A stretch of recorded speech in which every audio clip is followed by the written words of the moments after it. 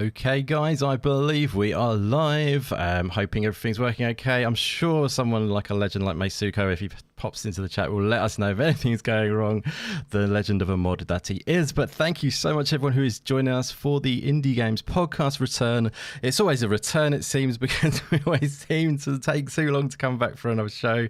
We have got to sort that out big time. We did try and get back for the show recently, but I had a bit of a headache one day, and then something bad happened with my dad. But he is okay now, so it's all good, and we are back on the road, and we are ready to wind up the old EGX goodness. It feels like a while since that, but it's great that we're going to be getting some great people together today to have a bit of a reunion for the EGX goodness, as I say, and also obviously talk indie games in general, and also the Steam Next Fest. But yeah, very much looking forward to this show. Got some awesome people on today, including one first-time guest as well. But yeah, let's go ahead and jump on into some introductions with these great people. Firstly, I'm just going to go straight to my brother because I've missed him dearly. I really was looking forward to meeting him at EGX, but it didn't happen. I know he's fresh back from a nice holiday, so I hope you're feeling good, brother. It's great to have my partner in crime back on again on the show today. Luke Steele, how you doing, bro? Yeah, I'm very well, thank you. And it's yeah, you have to rub that EGX stuff in. still disappointed with it. Still raw. No, I was literally still raw. I was there on the Saturday, just absolutely suffering, thinking, oh, maybe I could do it, and then I'd sort of move, and I'd be like, actually, I absolutely cannot go, which is a shame. But next time, and yeah, thank you. Yeah, just came back yesterday from a holiday, so I'm feeling very refreshed, which is nice. Awesome. And I don't think I'll be much help in this because, like, obviously I didn't go to EGX, and I haven't really had a chance to check out. I've only had a chance to check out one game from Steam Next Fest because I was on holiday. So no worries. I'll be interested to hear like everybody's impressions and recommendations and stuff. Definitely. That sounds good, but yeah, don't worry about that at all. I thought, it'd be good to chat with you about EGX because I know you were almost there basically, and I thought, we can fill in any information for you. Yeah, it'll be like I was there. Yeah, exactly. That's the idea. Yeah, we're gonna bring you up to speed nicely, my man. But yeah, in general, as always, this show is about indie games. So if we deviate from the actual Next Fest and there's any other games you've been playing and all that side of things, we're just here to chat some indie games in general. But it gives a bit of guidance with the old topics. But yeah, I'm sure we'll have some great stuff to chat about that you have been doing.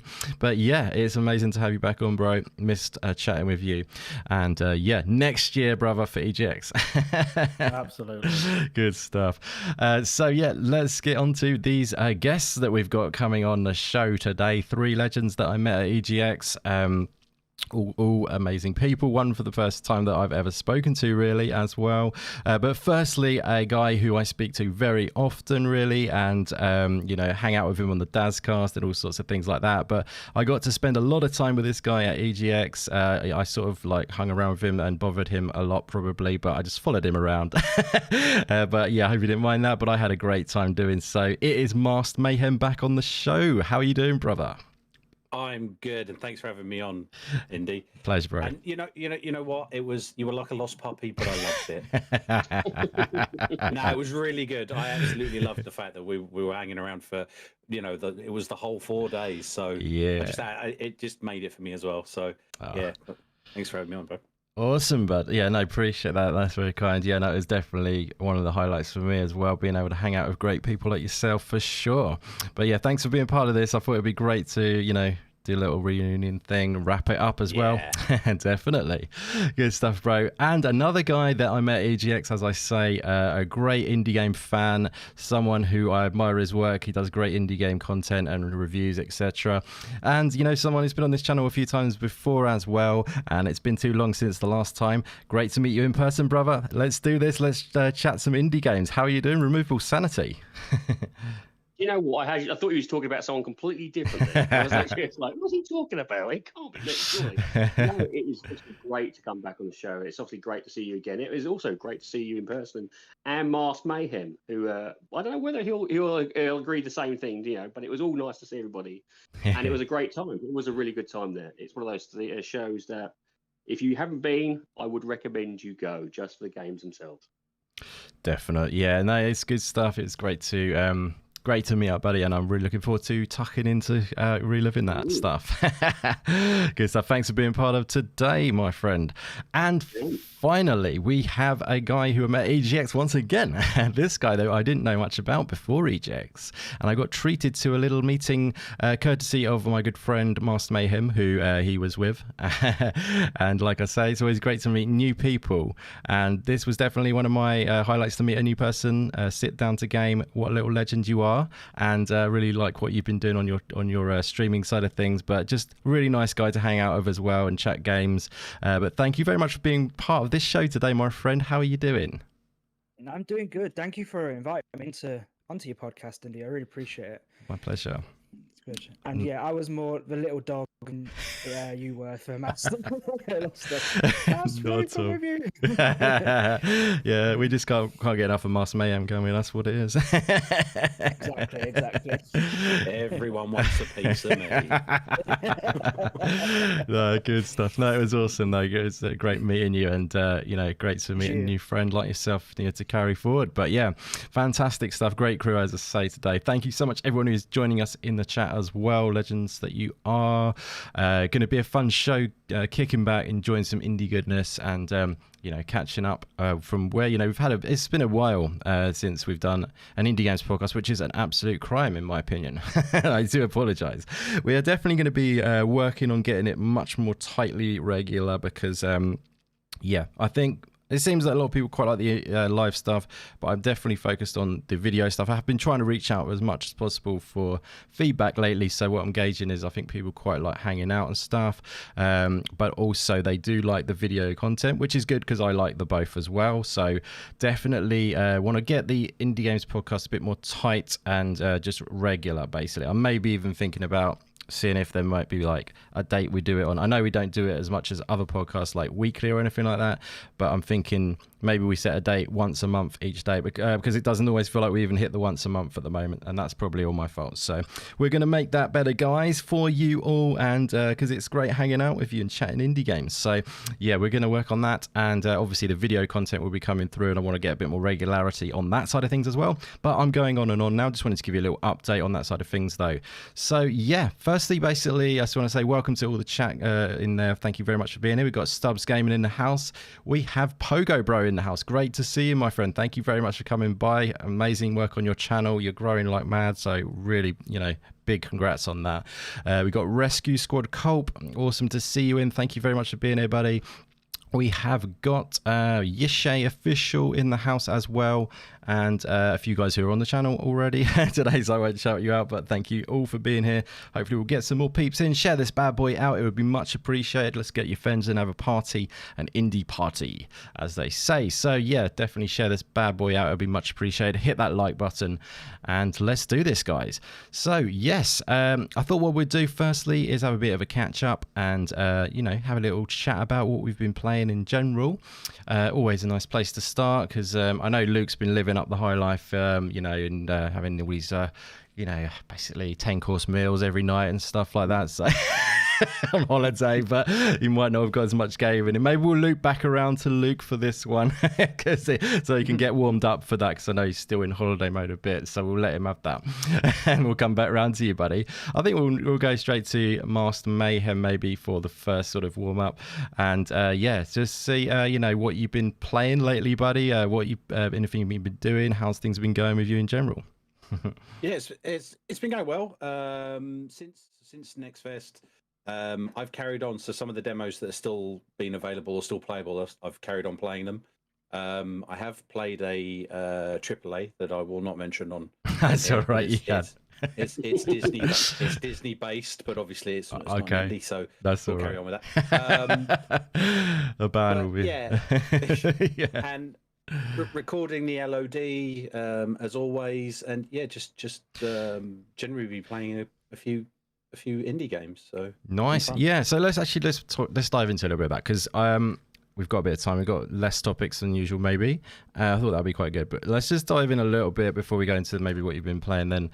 Because you've restarted recently, I've noticed. You obviously had BG4G Hub before, didn't you? Where you had the website and everything, and let's fingers in many pies. Yeah, exactly. And then you sort of put that to the side for a bit, didn't you? So, and now you're back again, which is amazing to see. I know you have been back for a little bit, but it's building up nicely again, I think.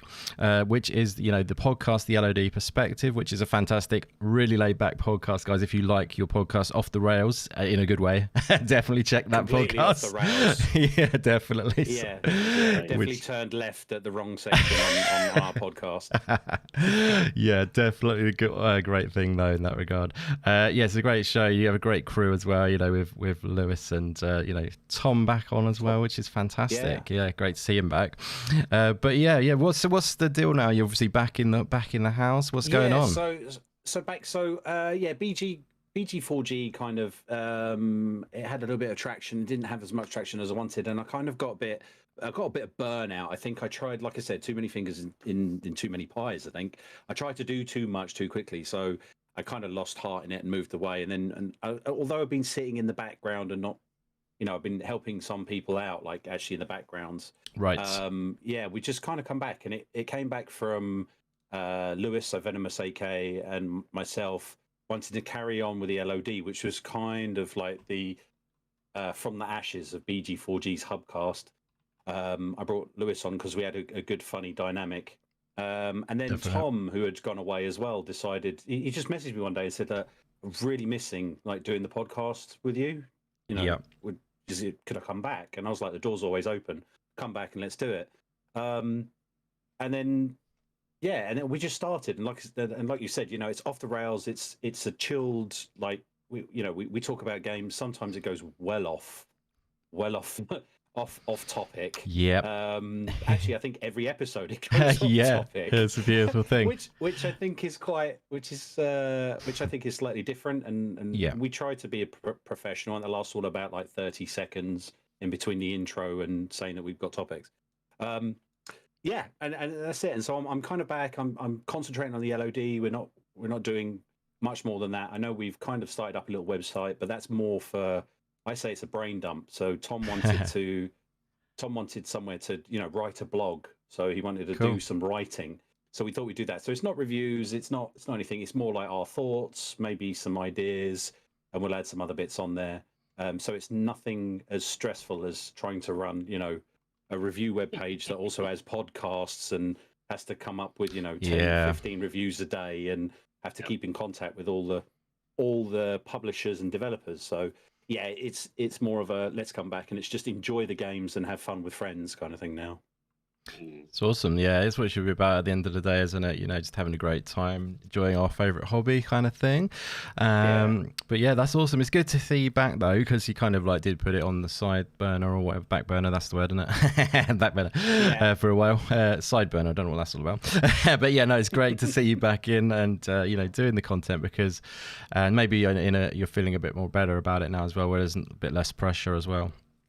Yeah, definitely. And having fun with it. So not taking it seriously and just having a laugh. So, you know, sometimes I'll say something that's wrong and I'll hold my hands up to it. And, so, you know, other times it's just literally playing games, enjoying them, and just sharing it with everybody, either with our, you know, listeners and watchers, because we've chucked it on YouTube now as well.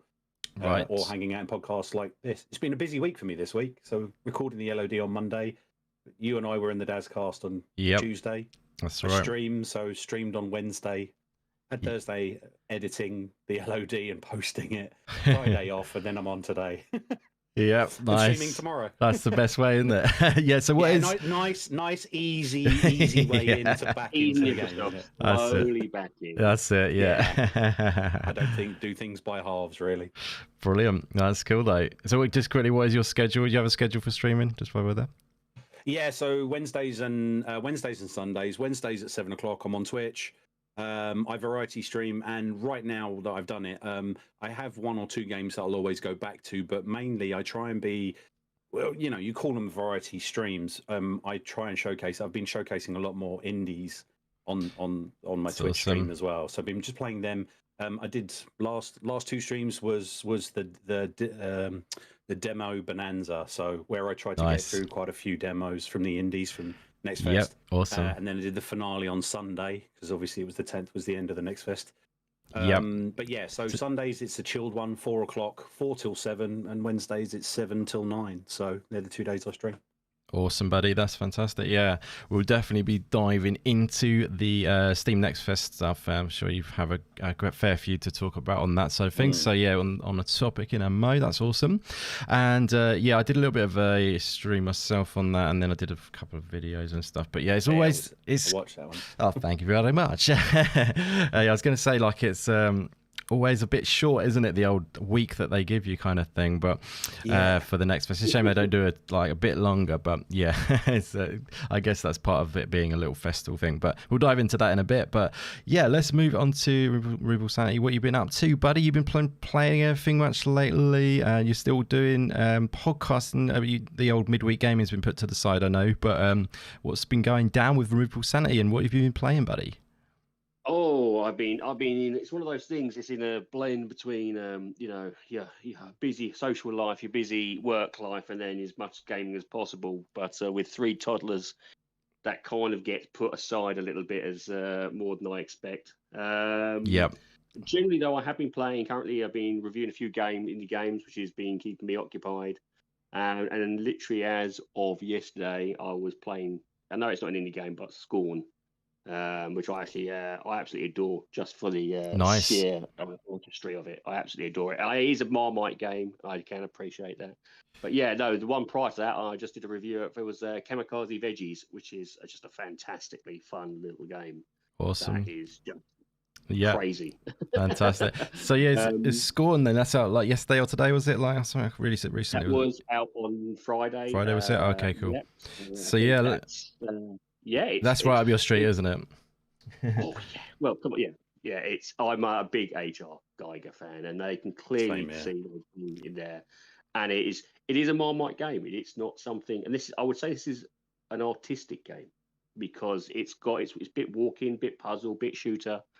I think that can put a few people off. But it's one of those things. It's not for everybody. But for those who do enjoy it, will probably fall in love with it and absolutely adore it. Those who don't will probably absolutely hate it, which is what I'm roughly seeing online anyway.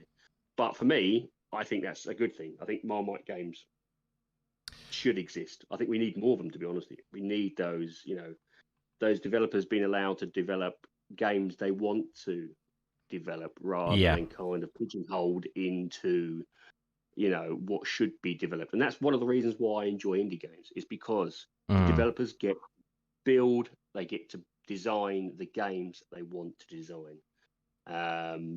And through sheer blood, sweat and tears, as you well know, they 9 times out of 10 pull it off better than the AAAs. Definitely, yes. The untweaked vision is the pure vision, isn't it, from what they want to do, basically. Not thinking about what's going to sell or whatever. So yeah, definitely agree with that. That's a fantastic take, actually. Stubbs heckling as always. It's the only way he likes to do things in life. But yeah, it's all right, Stubbs. Yeah, calm down. I can fill it in later. Jesus Christ, calm down, Stubbs. Yeah, Jesus Christ. But yeah, good stuff. Thanks for that removable. Sit down to game, my friend. Sitting down to game. Actually, where does that name come from, if you don't mind me asking? Is it all about you just can't stand up to game? It originally started as a cool thing. Sit down, stand up, and I've been through it with all my life. So nice. Love it. Go with the roots. Keep it. I like it. Brilliant stuff. Yeah, so feel free to tell us about your you do a lot of streaming, don't you, and stuff like that. I noticed you do a bit of horror lately, which is cool. I think you're on Twitch and stuff. Is that right? Yeah, let us know about it, my mate. Correct. So I've been playing. Is it Labyrinth and Phasmophobia with the old Venomous MK? Nice. Because it's spooky season. But, exactly. Good time for that. Yeah. Mostly a variety streamer over on Twitch. And unfortunately, I play that Fortnite game that. Oh, you probably outrageous. Probably just want to. Yeah, I know. That's so good. So good. I do the odd indie game, definitely. Nice. My Steam library's full. So Absolutely, no, good stuff. Yeah, Steam library baby for the win. You can't beat it. There's so much indie goodness in there. Nice, that's cool, buddy. So yeah, what you've been playing lately? Is it those 3 games you say that's the ones you've been doing? Anything else you've been checking out? I've been playing. I still need to go back to Court of the Lamb. I've still not finished that. Yeah. I've been unfortunately another AAA game. I'm playing Cyberpunk. It's all good. Yes, yeah, good stuff. The update ahead lately. Oh, right, Edge Runner. Is that one? Is that a expansion or something they've done? Or I haven't heard of it. It was a animated series over on Netflix. Oh, okay. Sorry. Right. Cool. Yeah. So it was.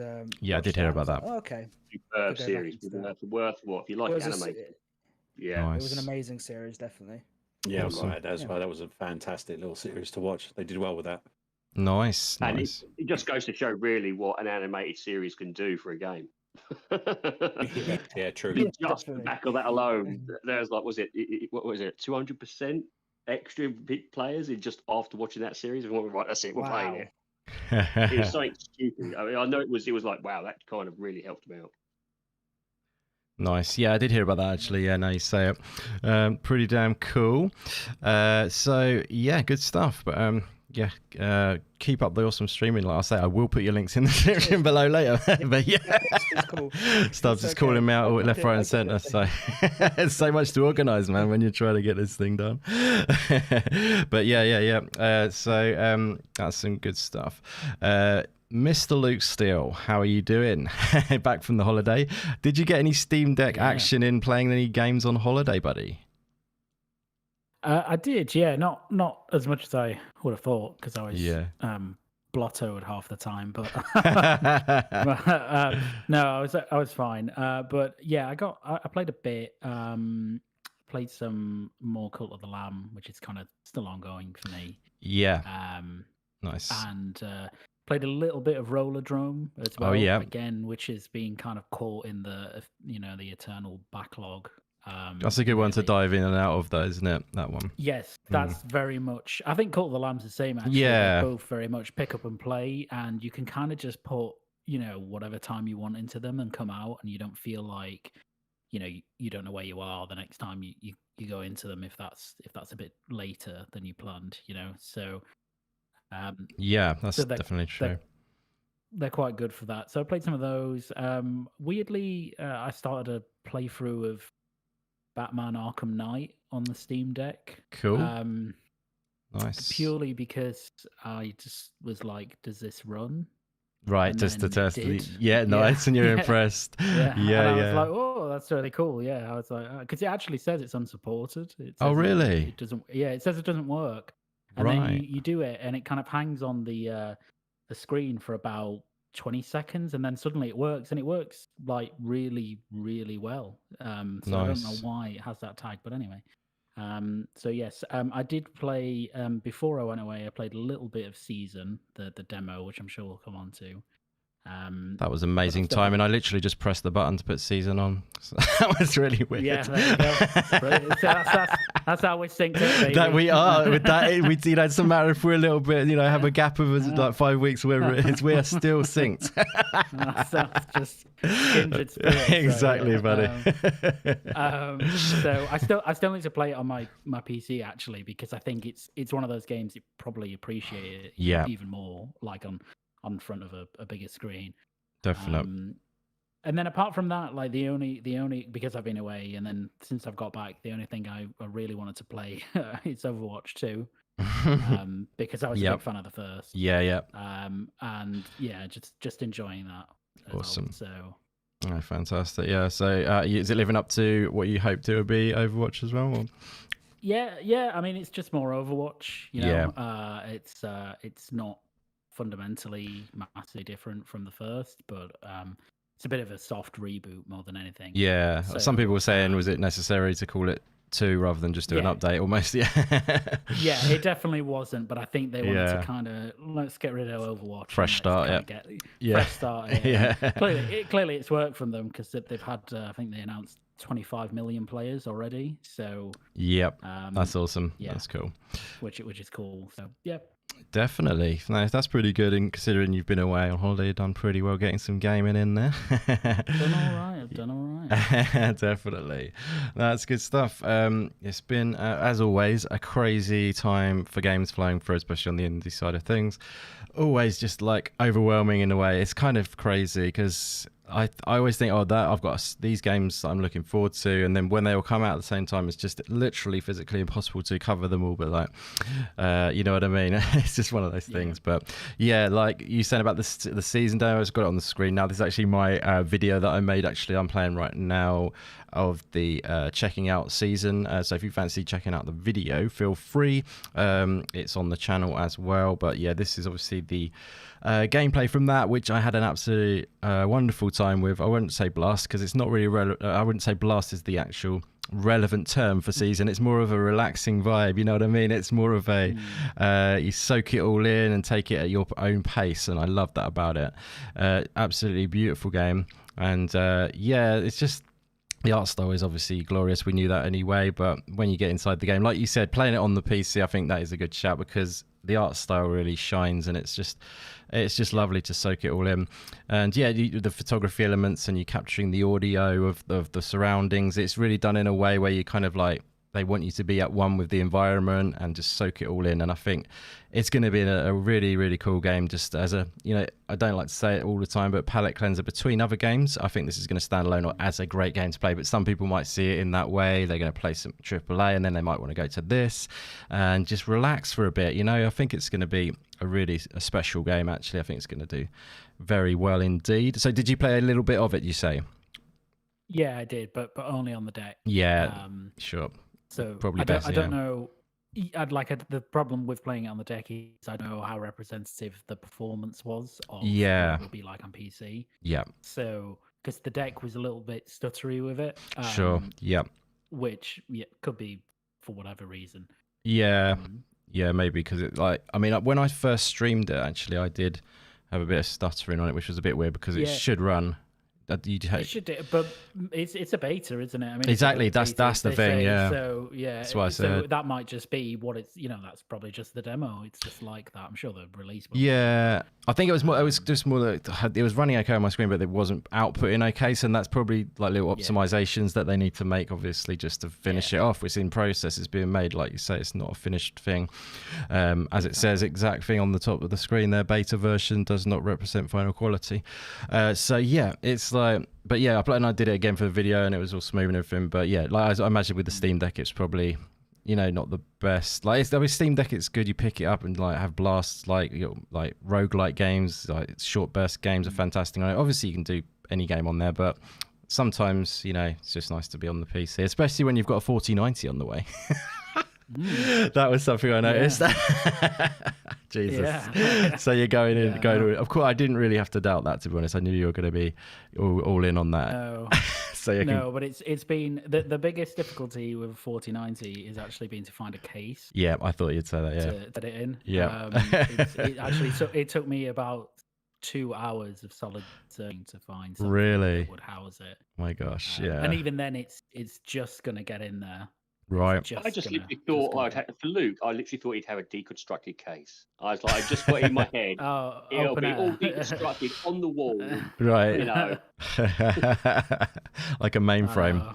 Like, there it is. Yeah. Perfectly working on the wall. Get into the back of my neck, Matrix style. Yeah. Definitely. Yeah. So obviously with that, you have to upgrade the rest as well, don't you? Pretty much. That's the thing. So. Well, that's what I keep telling myself anyway. Oh, okay.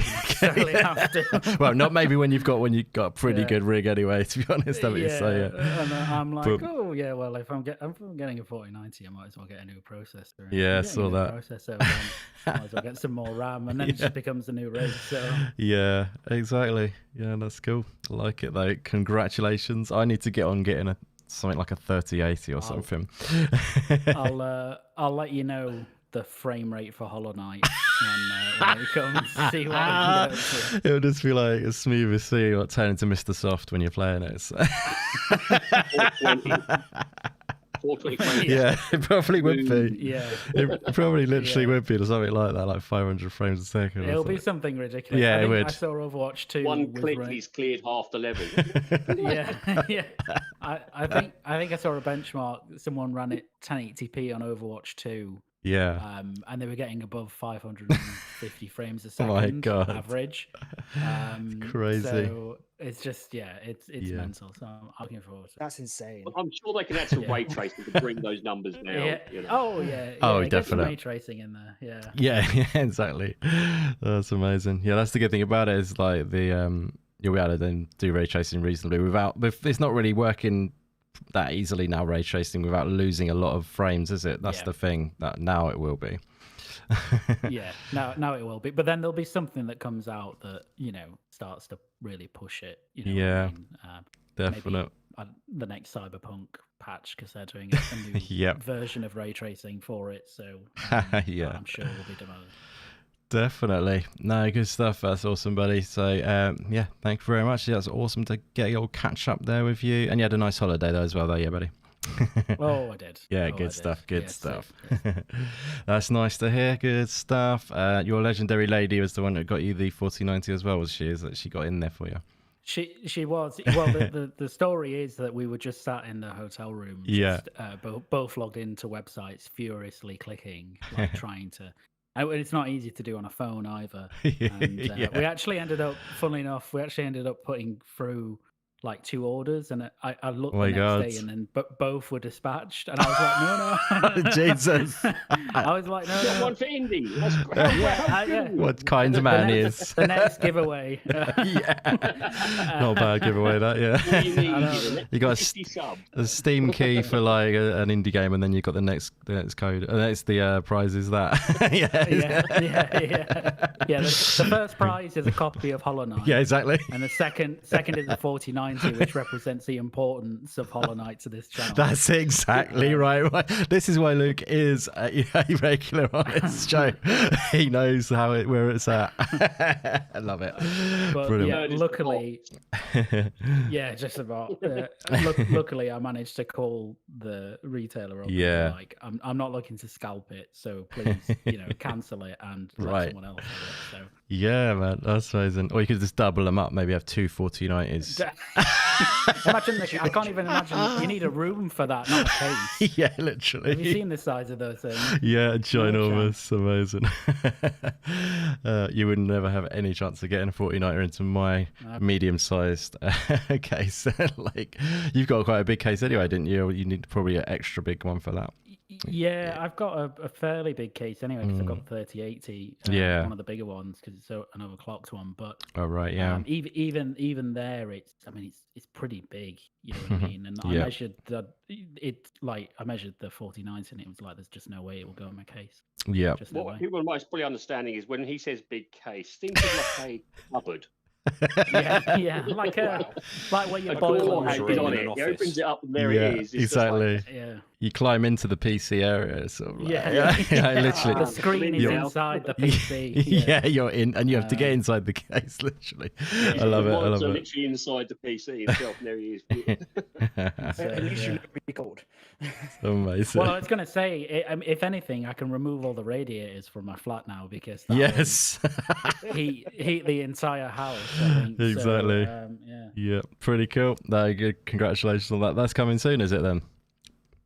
It should be here on Monday. Amazing. Wow, that's going to be pretty cool. I've got to wait for the other parts, which are kind of sporadically on their way, and then I can get going building it.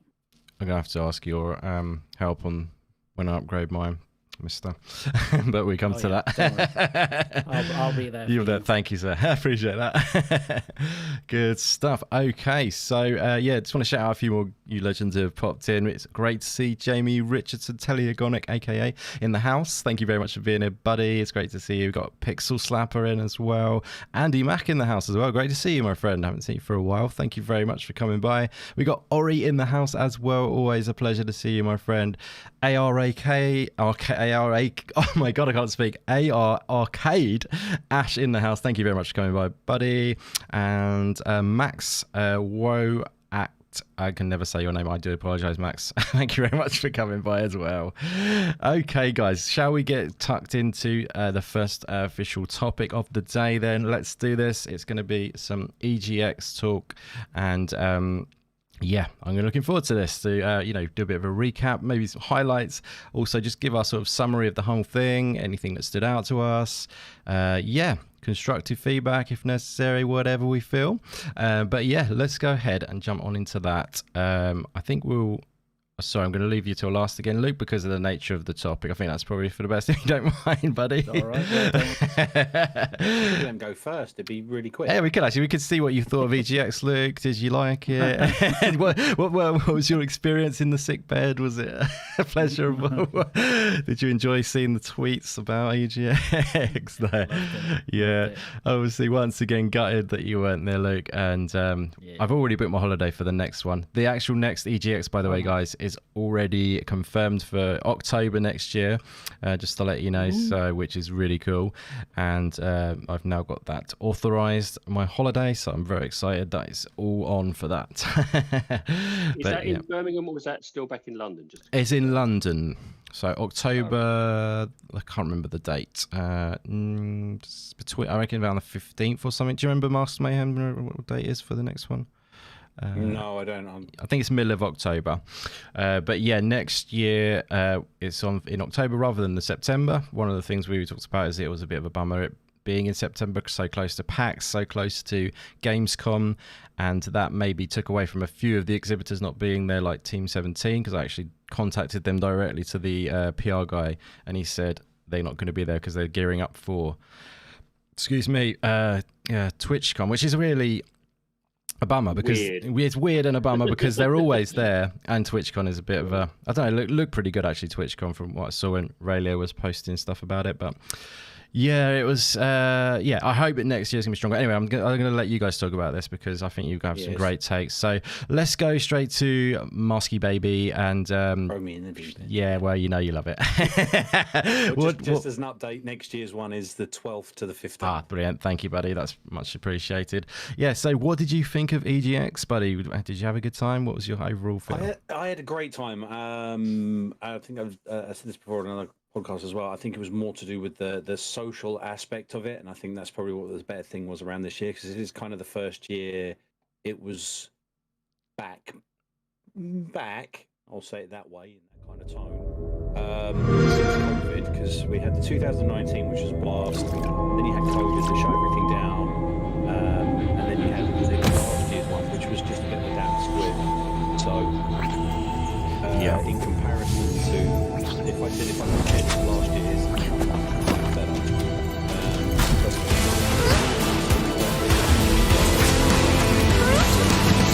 EGX is awesome. It's quite electric and alive, and I feel like everyone's really excited to be here. It's great to see like everyone coming together, playing like a huge variety of games. As soon as you come in, they're just swamped all these really cool indie games. Some of the smaller games people have never seen before, and then some of the larger titles like Splatoon and Sonic Frontiers as well. A chance to be able to play games that are not out in the market yet.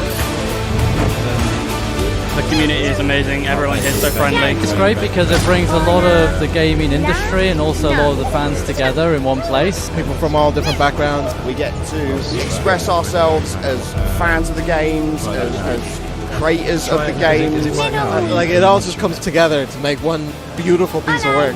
Everybody here is all here for the same thing. They want to play amazing games. I'll be back next year for sure.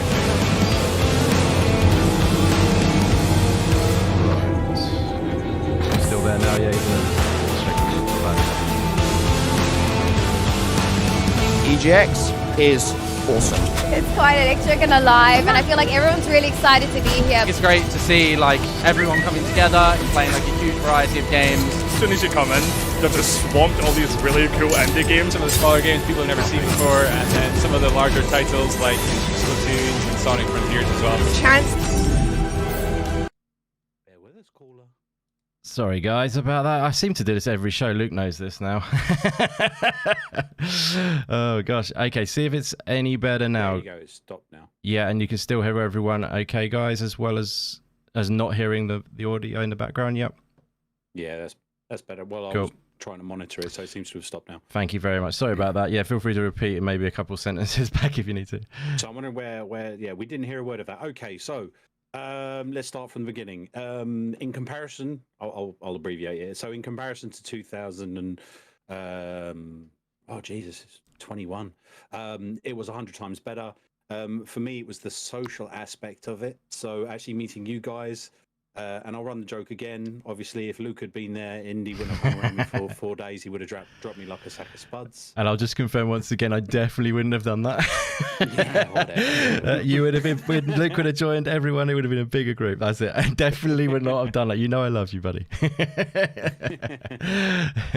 Yeah, so for EGX, I think it was really good. Like I said, I had a real buzz about it because of the social aspect of meeting so many people like Removable.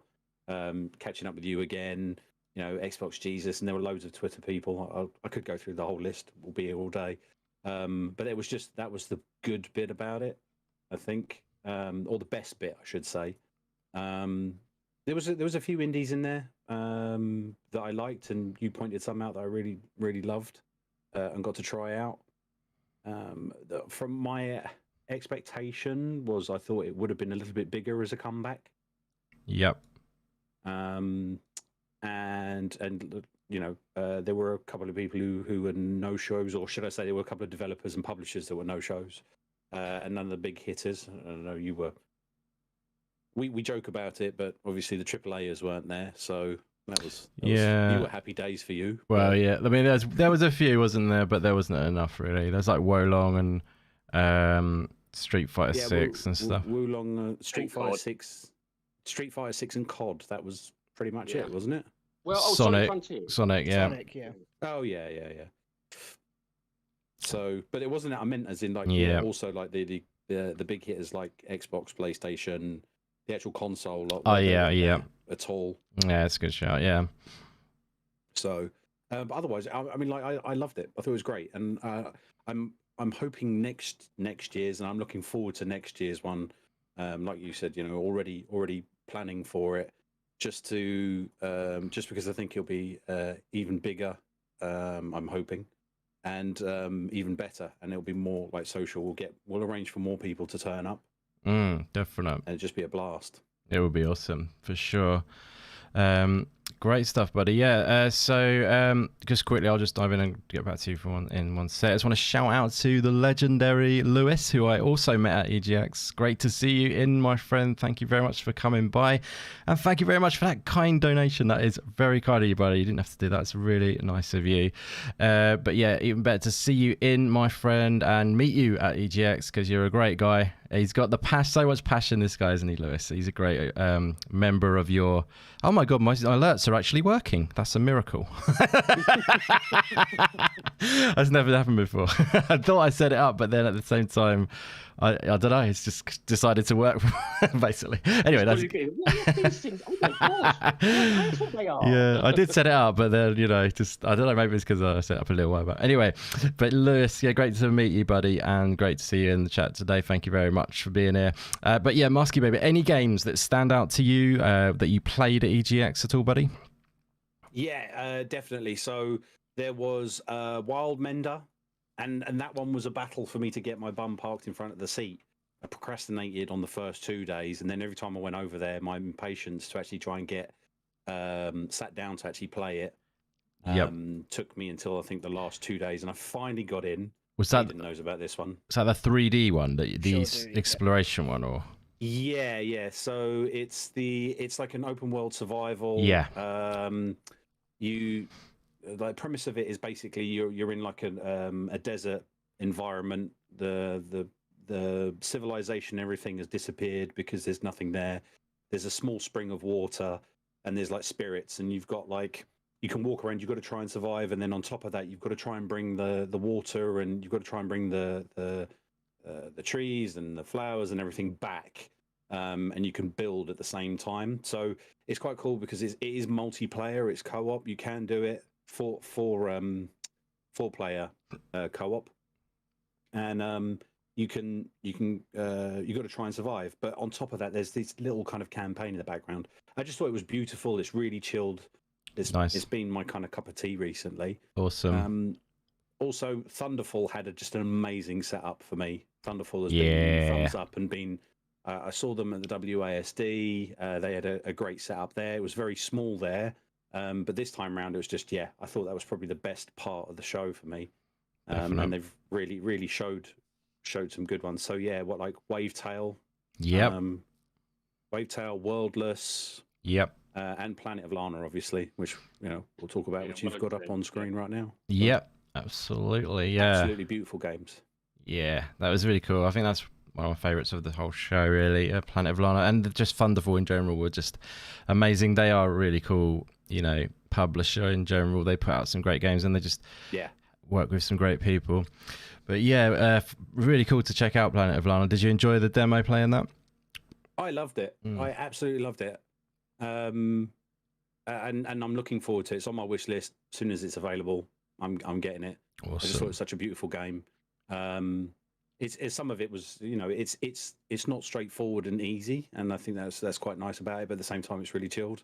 I think there was one point where I think Hayden and I both ran out of time to actually complete the demo. Yes, and time you were like, to. You can do this whole thing in 15 minutes. I was like, what are you talking about, Indy? And he's like, you've got to do this. And I was I did have a couple of guys, so so that I was. just think it's beautiful, like coloring. It is. Its movement and the whole premise behind it.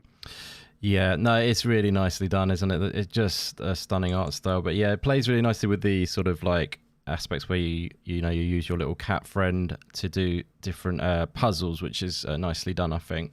But it's super cool. And what I'll do is I'll go on to someone else, and then we can always come back around for some more, just so we can get it all shared out and stuff like that.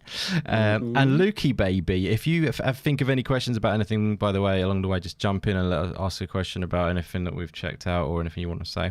Definitely feel free, brother. Removable Sanity, brother. Did you enjoy EGX in general? I know you were there for one day instead of the full thing. Did you enjoy the experience? Was it not your first time, because you have been to Res, haven't you, a few times? Was this the first time at the mainline EGX or? No, I've been lucky enough to go pretty much every year, whether it's in Birmingham or London. Oh, nice. So you got a good perspective then. Yeah, and pretty much Mayhem hit the nail on the head. It was definitely. I didn't go to the 2021, but that Mama Rocks did, and seeing the pictures and stream she did that, I was like, holy hell, that's really bare bones. And I think, as I said to Master Mayhem, it was missing the big hitters. It was I'd say it's about 75 to 8% of what it normally is. I'm hoping next year it will return in full to the mass showmanship that it can do. Obviously, it's a great event. I would recommend anyone go to it. But it did feel a little bit probably smaller and more open. I mean, I've been there when you're literally shoulder to shoulder with thousands of people for the whole day. You cannot move. You kind of move with the crowd, and you'll get moved around the whole place without even having to walk almost. Where this year it was a little bit more, I'd say a little bit more subdued, but in a way, maybe that was a good thing. It was they're probably testing the waters.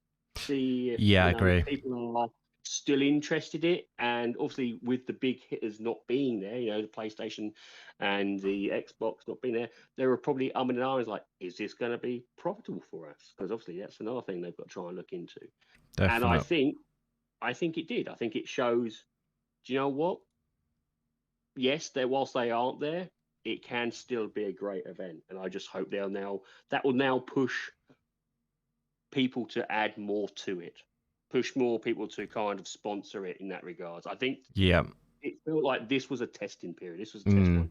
It's either two ways, because of what I saw in the 2021 and how really a lot of people kind of took it apart because it was really bare bones.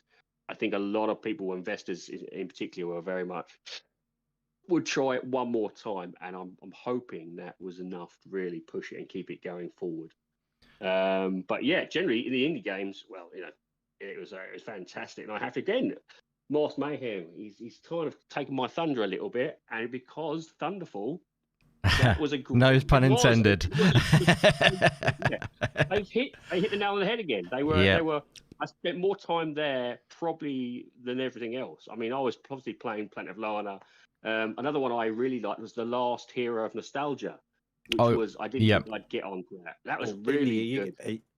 Are you going to correct the end? Yeah, I'm going to have to, aren't I? No. You did it to me, didn't you? Sorry, I do. It's only fair to do it to it's fair, isn't it? So it's The Last Hero of Nostalgia.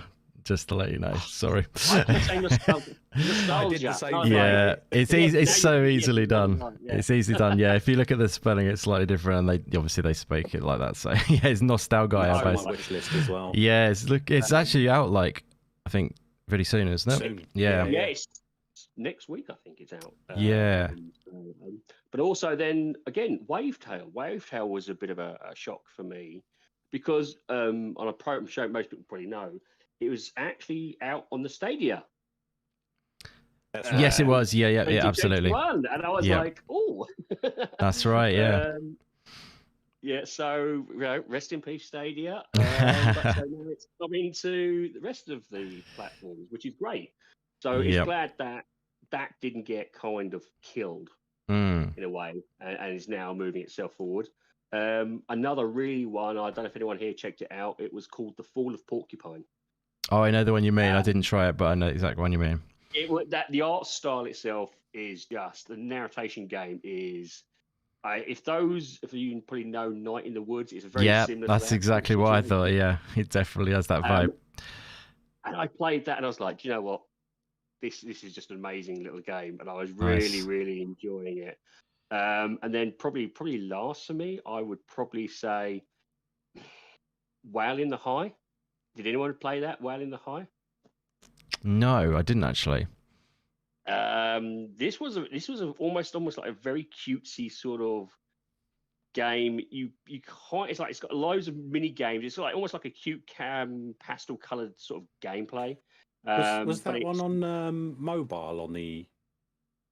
Was the Whale in the High the one on the mobile that they were advertising at the EGX? Because I wanted to look at it. I don't think I got round to it. Yeah, it was. Yes, it was. This was on the mobile one. Yes, and I think it is. I think it either is or it is out on, or it's come to console, but it was on the mobile. And I was just like, actually, this looks really fun. And I played it, sat down with it, and it really was a really cute little game that I was just like, wow, this is really, really fun. Again, there was loads of indie games there that you could just sit down for ages and pick around them and enjoy. It's hard for me, to kind of say which one's the best because, to be honest with you, I'm just excited for all of them. There's so many. I'm just excited for all of them. And I, as unfortunately, Tushi and Animated will tell you, the moment I start talking to an indie dev, I don't shut up.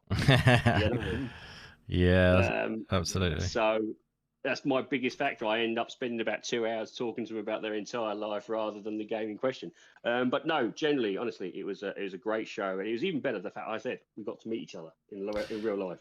Yeah, so cool to be able to do. Yeah, it was awesome, wasn't it? Yeah, I love doing that, definitely. Hopefully meeting some more people again next year. But I just want to say a absolutely ginormous thank you to Lewis once again. What a legend you are, bro. You didn't have to do that, but it means the world. Thank you very much for your kind donation, brother. I don't get many of them on this channel.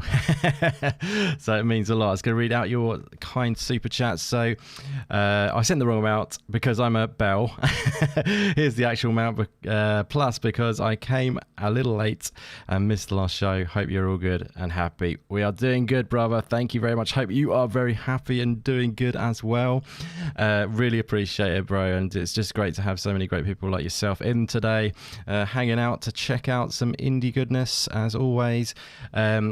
But yeah, thanks again, Lou. That's much appreciated, brother. Yes, let's move to my man, Sit Down to Game, to hear his take. I did watch him play pretty much the whole of this demo that I have on the screen right now. So I enjoyed doing that because it was actually fun, wasn't it? Just trying to work this game out. I really enjoyed it. Fun, yeah. So, but what was your take about EGX in general, bro? And what were some games? Yeah. EGX was my first proper mainstream gaming convention, apart from I went to WASD. Oh, nice. And like you guys, I really enjoyed it, but I also feel like there was a lot missing. There was a lot of space that people could have moved into, or developers could have been in. Like the queue times for Hard and Sonic Frontiers and House Flipper, I feel like they could have maybe had some more screens where the space was to let more people have a go on those games that ultimately were 2.5 hours long. But yeah, that's a good shout. That's my moan over with, but I fully enjoyed the whole experience. I mean, I'm a tabletop fan, so the tabletop stuff there was amazing. I loved every bit of it. And the indies, Thunderfall once again, Planet of Lana. Yeah. Wordless, I loved Wordless. Like you said, you watched me play the entire demo. With that final boss. Yes, man. That was amazing. I loved it. Loved Wordless, and I can't wait for it to come back. Come out, sorry. Yeah, 2023, isn't it, on that one? It's a Coat Sync as well. Coat Sync, by the way, is the publisher, I think, of this, or are they classed as a developer?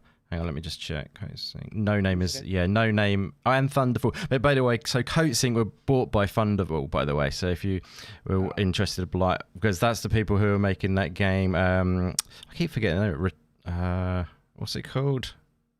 I can't remember the name of it again. It's that Cyberpunk 2D game that was delayed because of the Belarus location and being close to the war. Oh my god, I will come back to it. But anyway, Coat Sync, they're making this one, and with Thunderfall, obviously that's why it's on that stand. But I really enjoyed you getting stuck in, and you were really getting engrossed into this game because I was. Yeah, and something like Pogo Bro was saying in the chat, it's like weird that it's turn-based, and I kind of I was a bit the same about that, because I was like, it's I don't know if I like turn-based as much, but actually when you play it flows beautifully, doesn't it?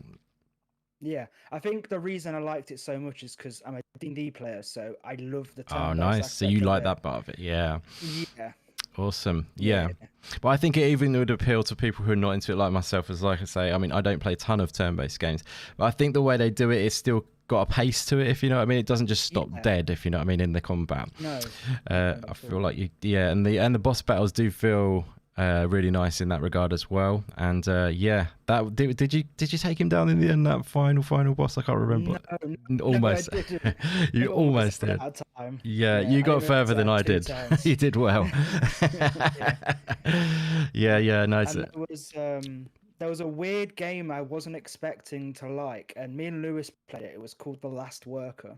I know. The Res area. Yeah, it's a Wired Productions game, I think. Yeah. It looked a bit Borderlandsy, but it was quite comical. I quite enjoyed it, to be honest. Nice. It was good. Yeah, so is it a kind of story-focused game, or? Yes, you're basically the last worker in this massive factory, right? And you've somehow come into the training era. Yeah. And you're started again. Yeah. Yeah, because that one, it's got like a cool art style, hasn't it? If I'm not mistaken. Yeah, like you say, a bit like Borderlands. Yeah, and first-person perspective, isn't it? Yes, it is. That's the one. Yeah, I saw that. I was thinking about going back to check that one out, and then I never got around to it, kind of thing. But yeah, you reckon that's worth checking out? Yeah. It's got a comical side to it, so it's not a serious game. That I played of, so. Nice, fantastic stuff. Good stuff. But yeah, overall, you enjoyed the experience. Do you like? Obviously, you say room for improvement, but you kind of enjoyed it in general. I mean, I've started saving for next year, so awesome. I'm definitely gonna go back. Fantastic. Yeah, looking forward to that. That's going to be cool. Reunion again, official reunion. Hopefully some more people there as well. Nice. I like that. Fantastic. Yeah. Let's maybe dive back. If you want, is there any other games, guys, that you wanted to mention about at all that you checked out? Maybe going back to Masky Baby. Is there anything else you wanted to mention about the whole experience? I mean, I know you've probably put your feedback in as well, like we talked about before. You can actually give your feedback on the whole side of things. But any other games, and then what would you say is the primary thing that you'd like to see fixed for next time? Okay, so any other games? I think you loved it. You pointed it out, and I played it, which was Trinity Fusion.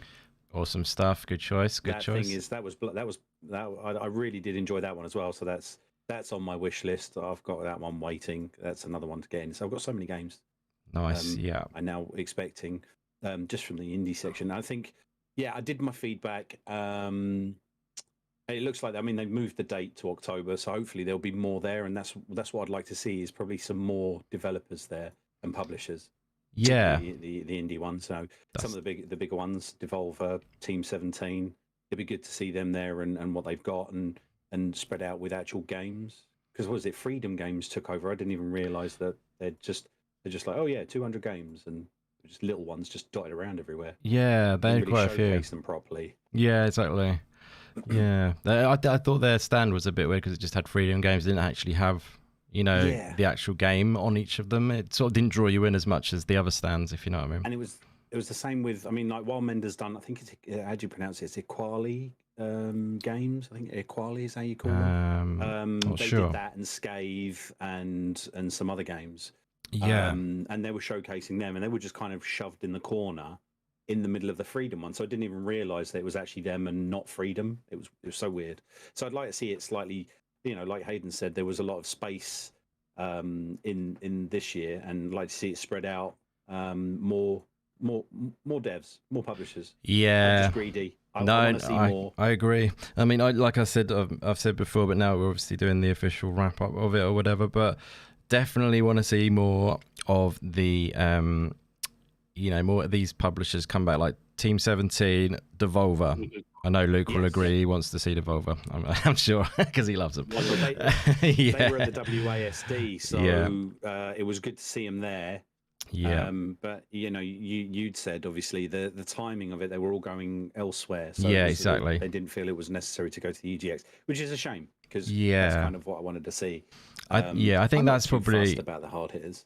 The Triple A's. Yeah, no, I know what you mean. I'm like, when I went in 2019 when we met then as well, it was, there was more Triple A's then, but I still didn't visit them, basically, you know what I mean? So obviously that's pretty obvious anyway, because I love indies. But it's I just would like to see more of the the Curve. They're not called Curve Digital anymore. They're just called Curve Games or something, I think now. But those kind of publishers who focus on indie games, more their kind of stand, which looks sort of like set up like a Thunderful stand, because that looked really cool. I thought the way they did that. It's more of the spectacle. It's more of the, like they're putting the effort in. Like I think you see that kind of thing a lot of PAX and stuff.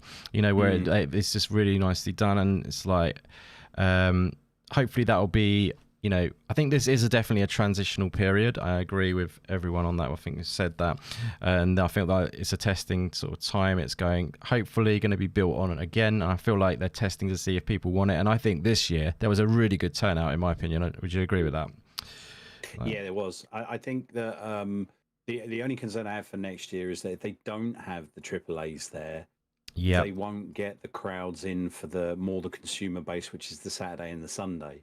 So it was a really nice turnout for it, and I think there was expectations for people, when they came in. And the COD show was kind of like, that's what drew in the consumers for the Saturday, that made it busier. Definitely, yeah. It didn't last as long for the amount of people in there. They got there early, and then they were kind of gone around about 2-ish, 3-ish on the Saturday. It kind of spread out a little bit more, which was nice for us, but as content creators and people who were interested in talking to the devs and looking at the indies. But I'm concerned that obviously now, the people who own PAX, that own EGX, if they don't get some of the AAAs in, again, it might just kind of die off a bit, and might not be. I definitely think they will do. I think they'll build on that, to be honest. They will get more AAAs.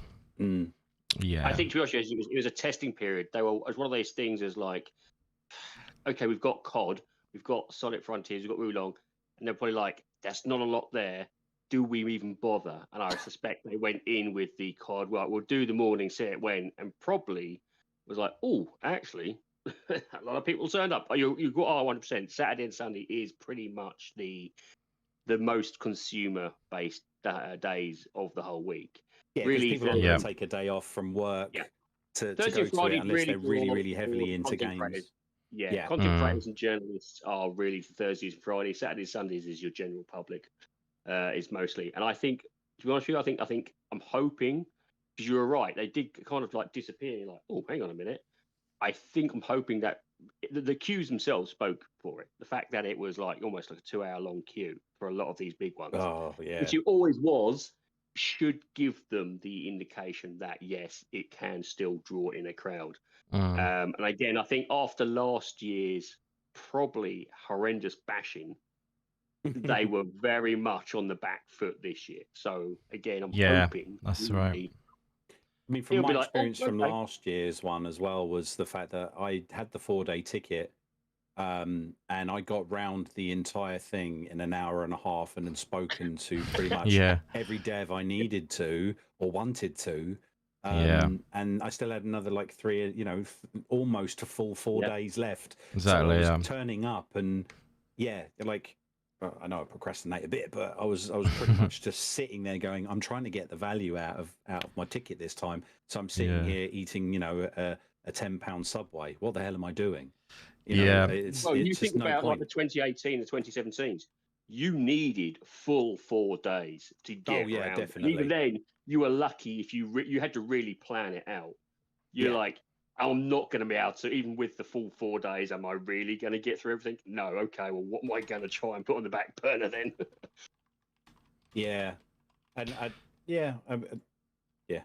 That's all I can say. I mean, 2021 was obviously a different time. Obviously, it's with COVID related and stuff. I think that was it. A lot of people didn't want to turn up, did they? Because it was still a bit wary. You had to have your inoculations. I think you had to have all of that. Masks. Even like people going to it as attending it, they probably didn't want to do it because of the risks and all that other stuff like you just said. And also then you've got the exhibitors who think, oh, is it worth our while? Because it's quite a lot probably of money firstly, and also you got to travel across the world. Some of them there's a lot of upheaval to actually attend, and if there's not going to be a full lineup of people there to check out the game, then it's sort of like you have to cut your losses maybe and then think about next year. I think that's probably what happened.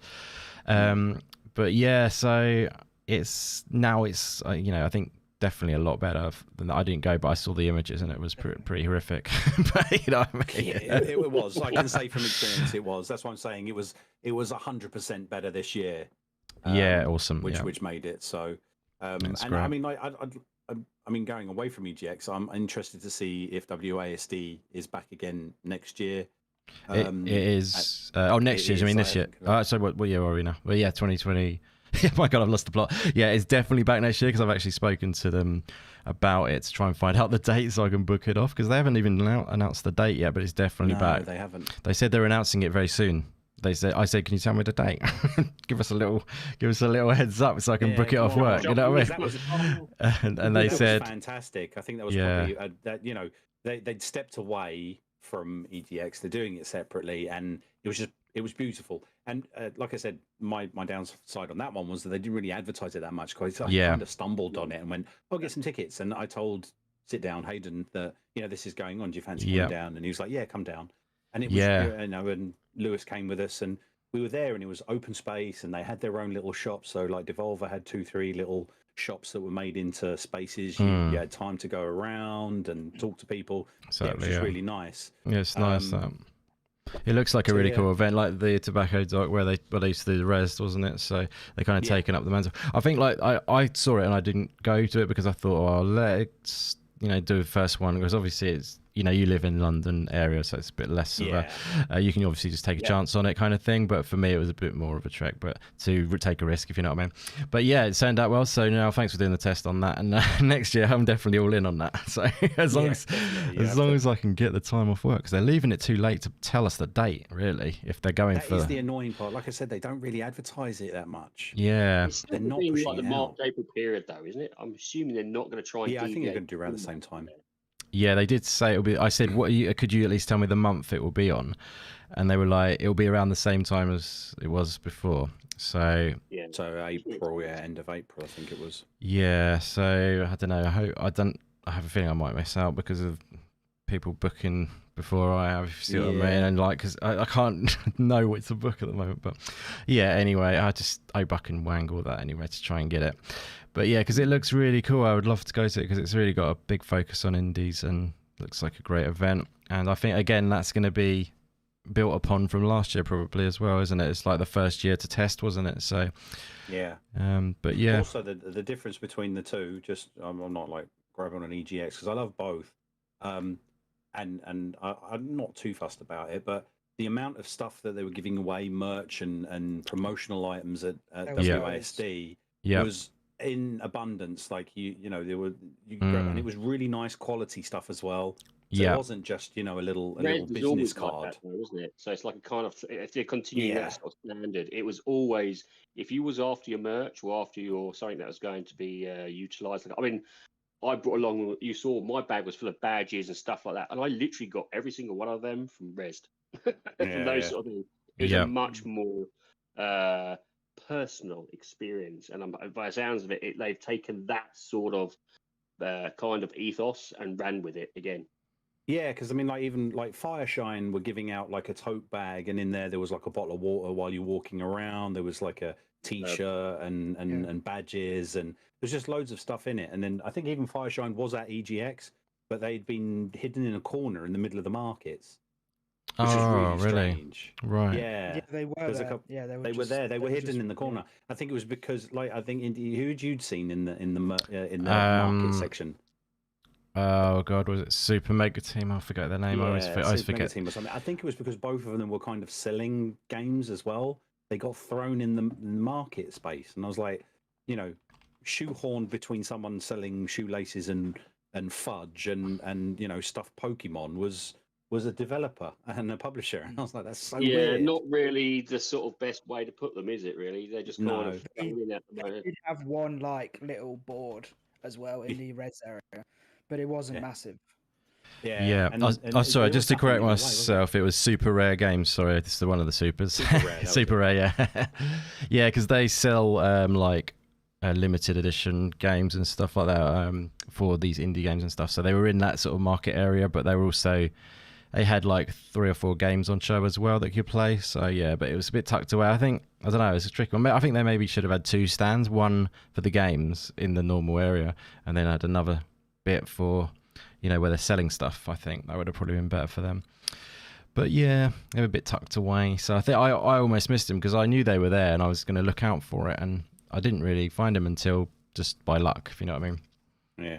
Yes. I have to say something. There's just something in chat. Yeah, Lewis, I got a T-shirt. I didn't have a strop on about one of them having PlayStation and taking it back to the store for a refund. Oh my God. Brilliant. Sorry, I had to do that for a dig. Love it. Yeah, so that's kind of my thing on the EGX. I'm a little concerned that obviously we were all going to be originally talking about the Birmingham one, and they've just not said anything about it. It was postponed until 2023.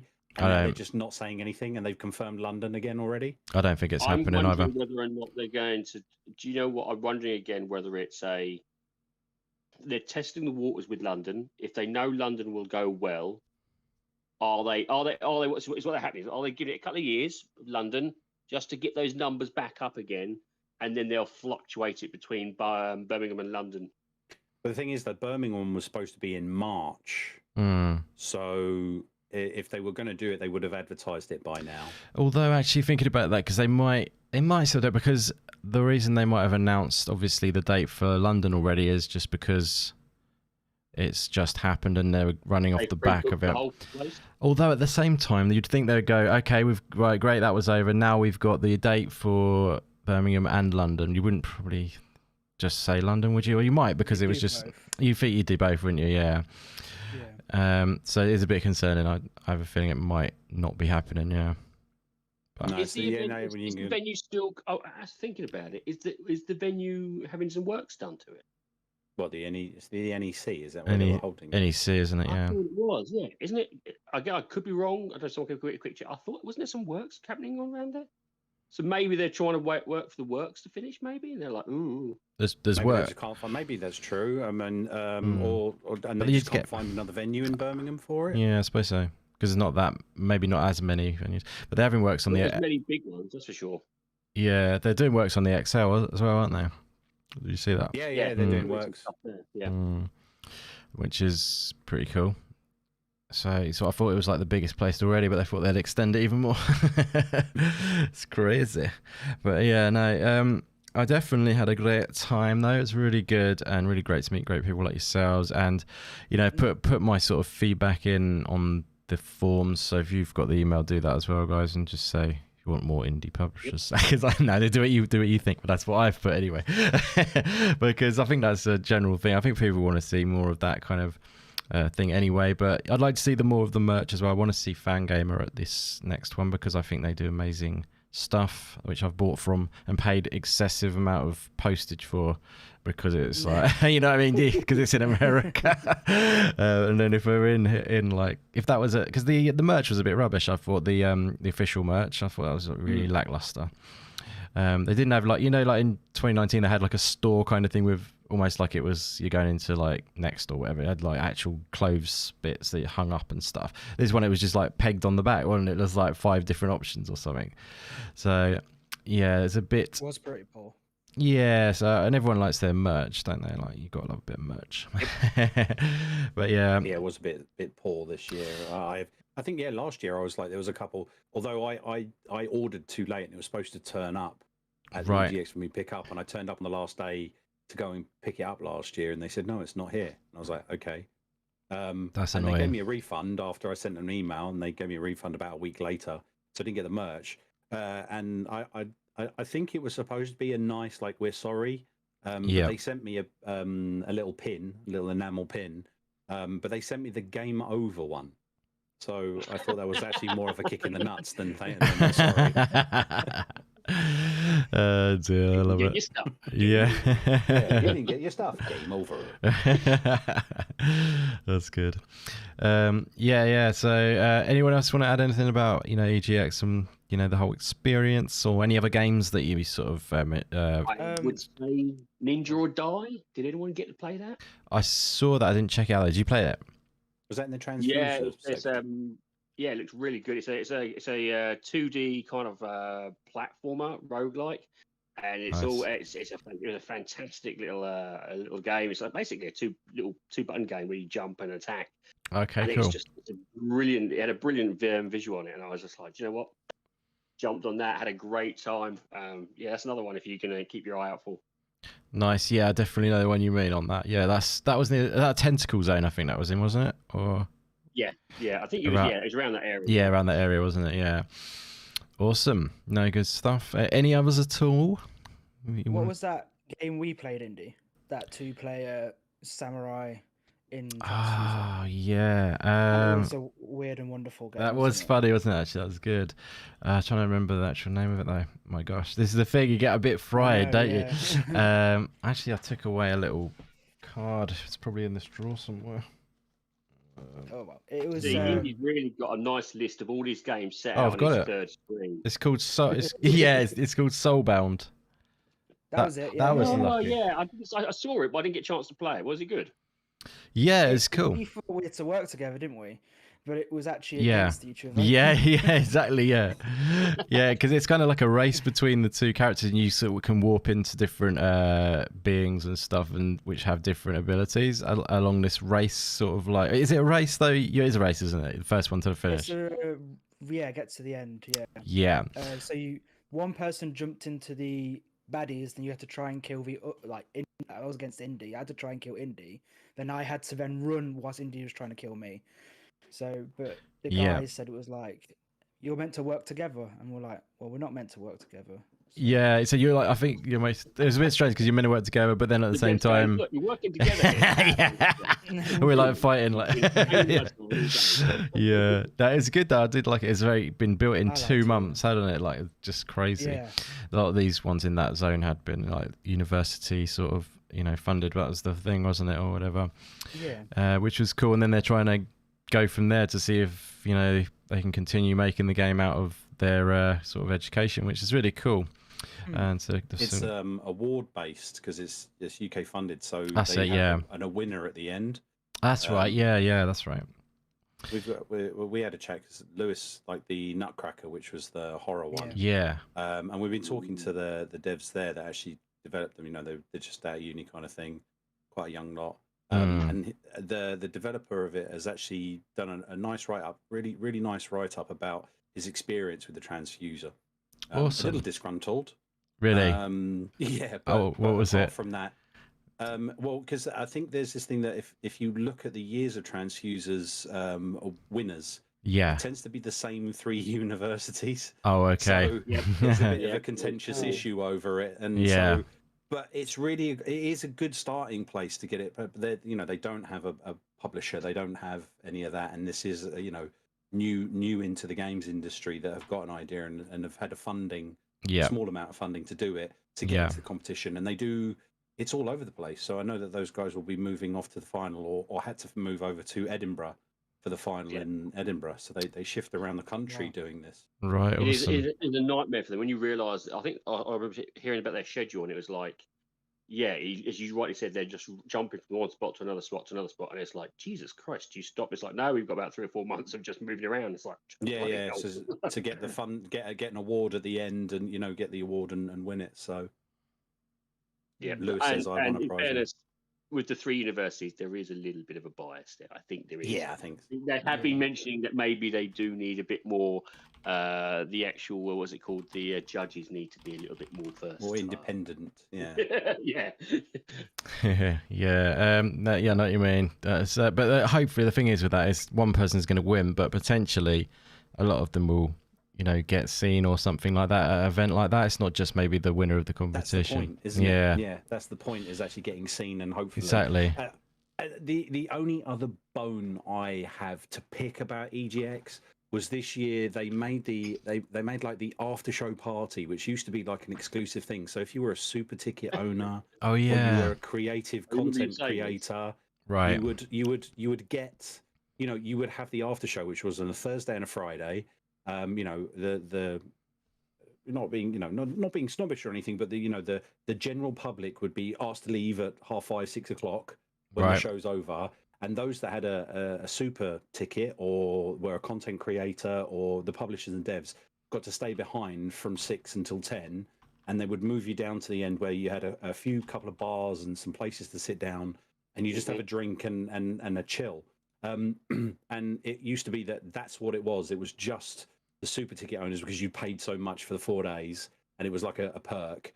And they kind of made it out that it was a perk this time. But when we were looking at all the tickets, everybody and anybody who had a ticket, even and I think someone said, even the afternoon tickets weren't allowed. But then we turned out that no, it was anybody. They just opened it up to everybody. So it kind of ruined it, because the year I went, like 2019, I went there, I was sitting down, I was just talking to a couple of guys having a drink. And eventually after about half an hour, 45 minutes, it turned out to be the product managers for Sega. And it was just like really good, just to have a chat with them nice. and just have a laugh with them. We went drinking somewhere else afterwards. It was just that kind of networking thing. This time round, it was just general people going to play the retro zone, have a couple of really expensive beers, and everyone got bored and disappeared early. Because it didn't really change it. It didn't become anything special. So that after hours bit became, and the only reason I think they did that was because the COD demo, which I think was also a bit of a cheek.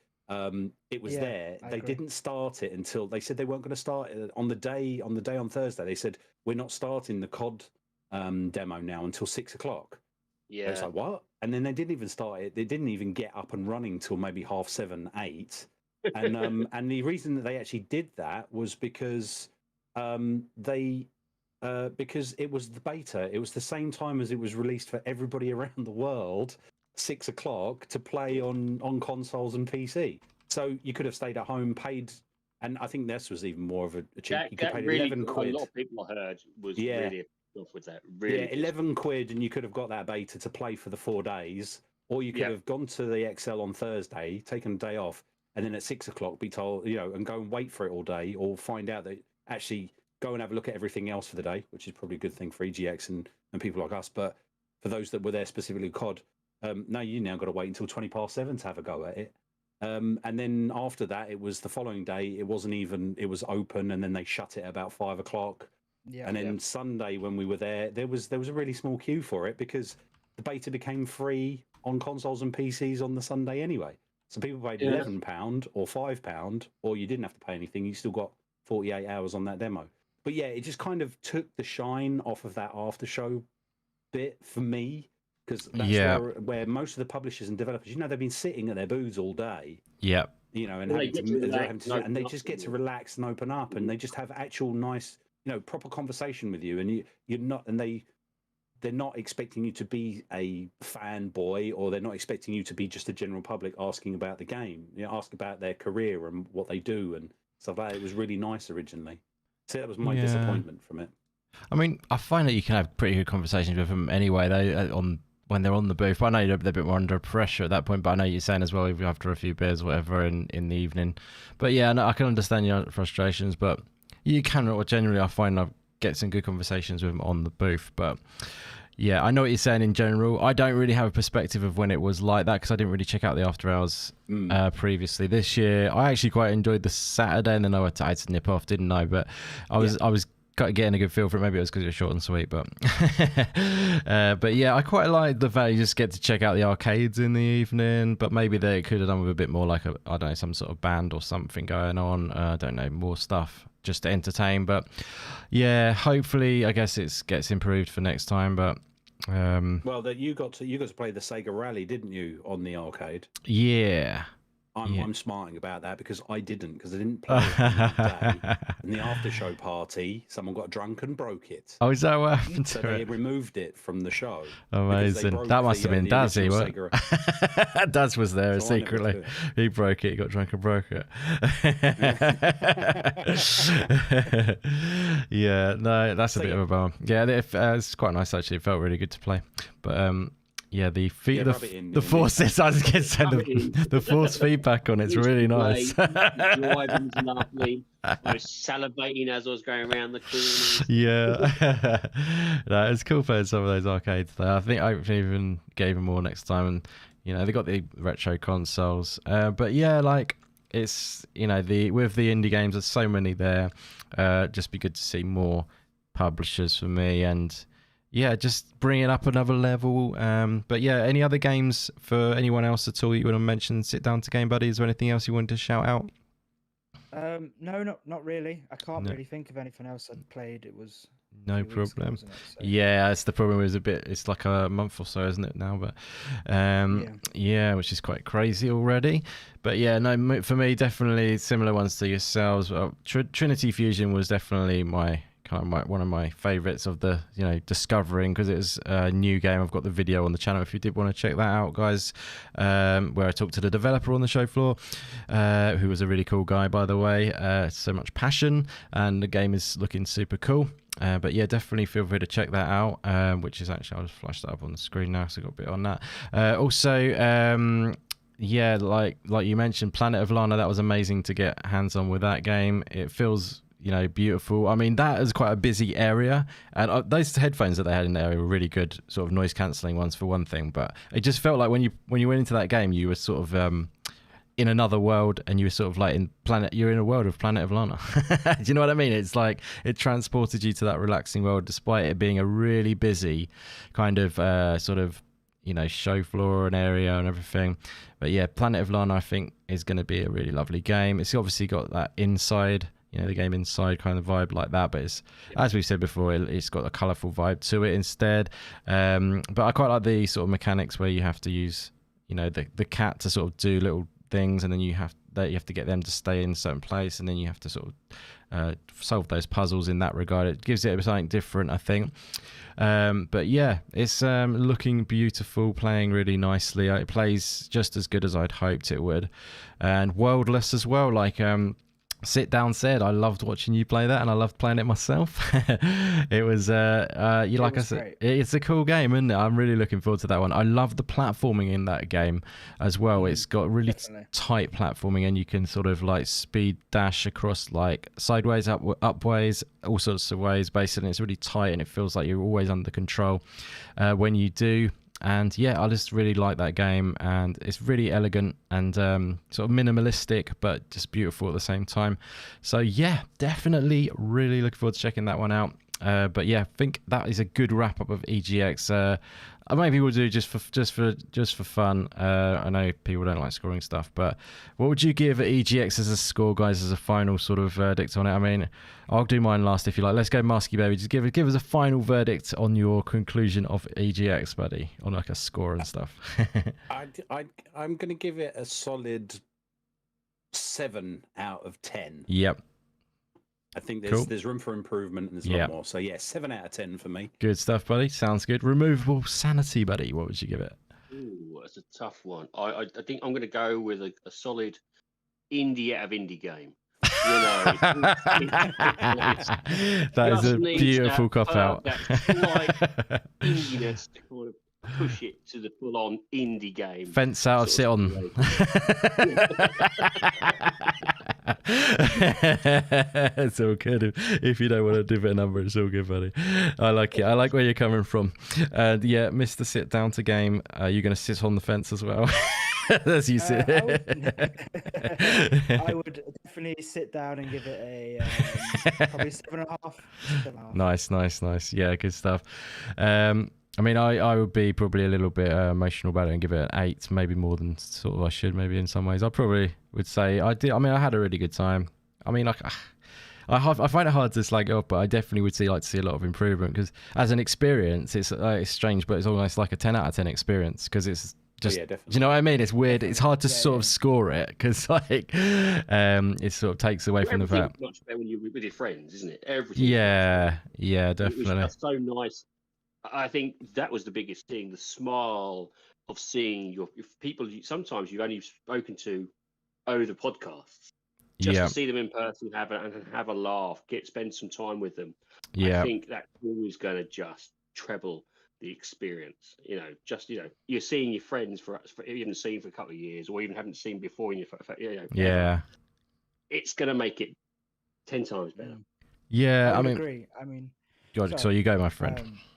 I've heard of your guys' names, but actually being able to put a face to all of you was great. So definitely. Not many people do that with indie Insanity. Yeah, we're just hiding in the shadows. Yeah, exactly. You know it. But yeah, exactly. I did post a picture just for Dazzy Baby. Well, not just for Dazzy Baby, but I revealed the ugly face that it is to the world. It's not ugly, indie. It's not ugly. You're very kind. I do have advice for anyone who goes to the EGX that gets to meet us and everything. Whatever you do, under no circumstances, swap your phone with Mr. Tushy for 2 minutes. The fact that you even did that, I was like, did you not know him? I did know, and I was up for the laugh, but it was the realization after I'd given it to him, probably about like 5 seconds into giving it to him. I realized that I'd only just shared my Twitter details with maybe 4 or 5 publishers and developers, and they had just added me as friends. To then see the tweets come out from my Twitter post. Yeah, that probably was. I said like that. Mama Rocks is like, don't do it. Don't. It was a laugh. It was a laugh. Yeah, it was. I didn't regret exactly. it. Yeah, no, it's funny, definitely. Yeah, like I say, I've made you score it, but I find it really hard to not almost give it like a 10 out of 10 because but in a constructive way. If I was obviously giving like when I gave the feedback. Like to them, that would probably be, like an 8 out of 10. But like the way I felt being there, the way I felt coming away from it, top class really. But room for improvement. I know it sounds like a strange thing. I will say just one other thing as well. One of the best things we did spot was if you did manage to get it, was actually spending some time with Pope. Spend that time with that gentleman, he's very much down to earth, very much a fun guy to be with, and that was an experience and a half. So yeah, if you're looking out if you want to go there for the games, fantastic. I can guarantee if you go there with friends, it'll be 10 times better. Yeah, no, the friends definitely add a lot to it for sure. But yeah, like I say, even for me, like the games themselves, I loved it for the indies because that is where you get to really chat with these independent developers. That they are there showcasing their game. You can see the excitement on their face, like that Trinity Fusion game. That's the first time it's ever been shown, and it was like revealed basically a couple of weeks ago, pre to this. So you can feel that passion, and I'm really excited to get feedback. They're just buzzing, and that is panic as well, yeah. But I love that about it. That is my obviously the meeting friends is obviously, it's a different kind of thing that is up there 10 out of 10 for me as one of the big things as well. But obviously I just love chatting to these developers and stuff and seeing them get their game out there with the excitement that they have and all that. So yeah, it's definitely a big thing for me, and that is why I love these events, regardless really of, I want them to improve obviously and get extra publishers there, but at the same time I'm loving it either way. So I don't want to let them take, hopefully they don't listen to that and go, okay, we don't need to improve it, because I definitely want them to improve and bolster it up with some good publishers and stuff. But yeah, at the same time, I'm loving it. So I hope that makes sense. But yeah, Luke, still my friend. Sorry, my friend, we left you out in the cold a little bit. Is there anything? I'm not there and I can't even contribute. No, jump in, my friend. I mean, he's not that cold. He's got 40-90 heat. Yeah, exactly. 40-90 is that he's like roasting. Getting a tan. You can comment on something much more than what we have experienced. You can comment on the enjoyable beer and beach that you've recently. We don't get to experience that. You, on the other hand, was just sitting there with your feet up, waves lapping at your ankles. Yeah. So, Lukey baby, was there anything you wanted to ask us about it, or anything like that you were wondering, or what was your thoughts? No, I mean, I followed it. In between sleeping. On Friday and Saturday in particular. So I saw a lot of the pictures. Obviously, I think Mass Mayhem's probably spot on, which is that I think for me the main reason I wanted to go was the social stuff. To get to meet people and have a beer and stuff like that. I don't think like the lineup and we were DMing back and forth indie about this, like we were like, when are they gonna announce more stuff, and it kept getting closer, and then I think we realized they're not gonna announce more stuff. This is pretty much it. To be fair to EGX, I think they came out maybe a couple of days before and they said, look, COVID's kind of changed these things somewhat, and particularly with AAA developers, they're just not doing demos like they used to for events. So this is kind of where we are, but we do have all of this stuff. And I think that's disappointing. I don't know whether they'll get back to that again. Like I really don't know, because I think particularly in the AAA space, a lot of those publishers probably just don't want to do that. Or like put the effort into when they can just drop a demo online or do a gameplay trailer or something like that.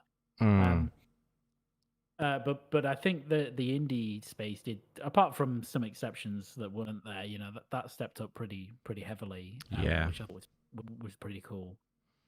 But it was never, like, for me, it was never about really, I get to go and experience, Sonic Frontiers or whatever. It was I get to go and meet people, which that fell apart.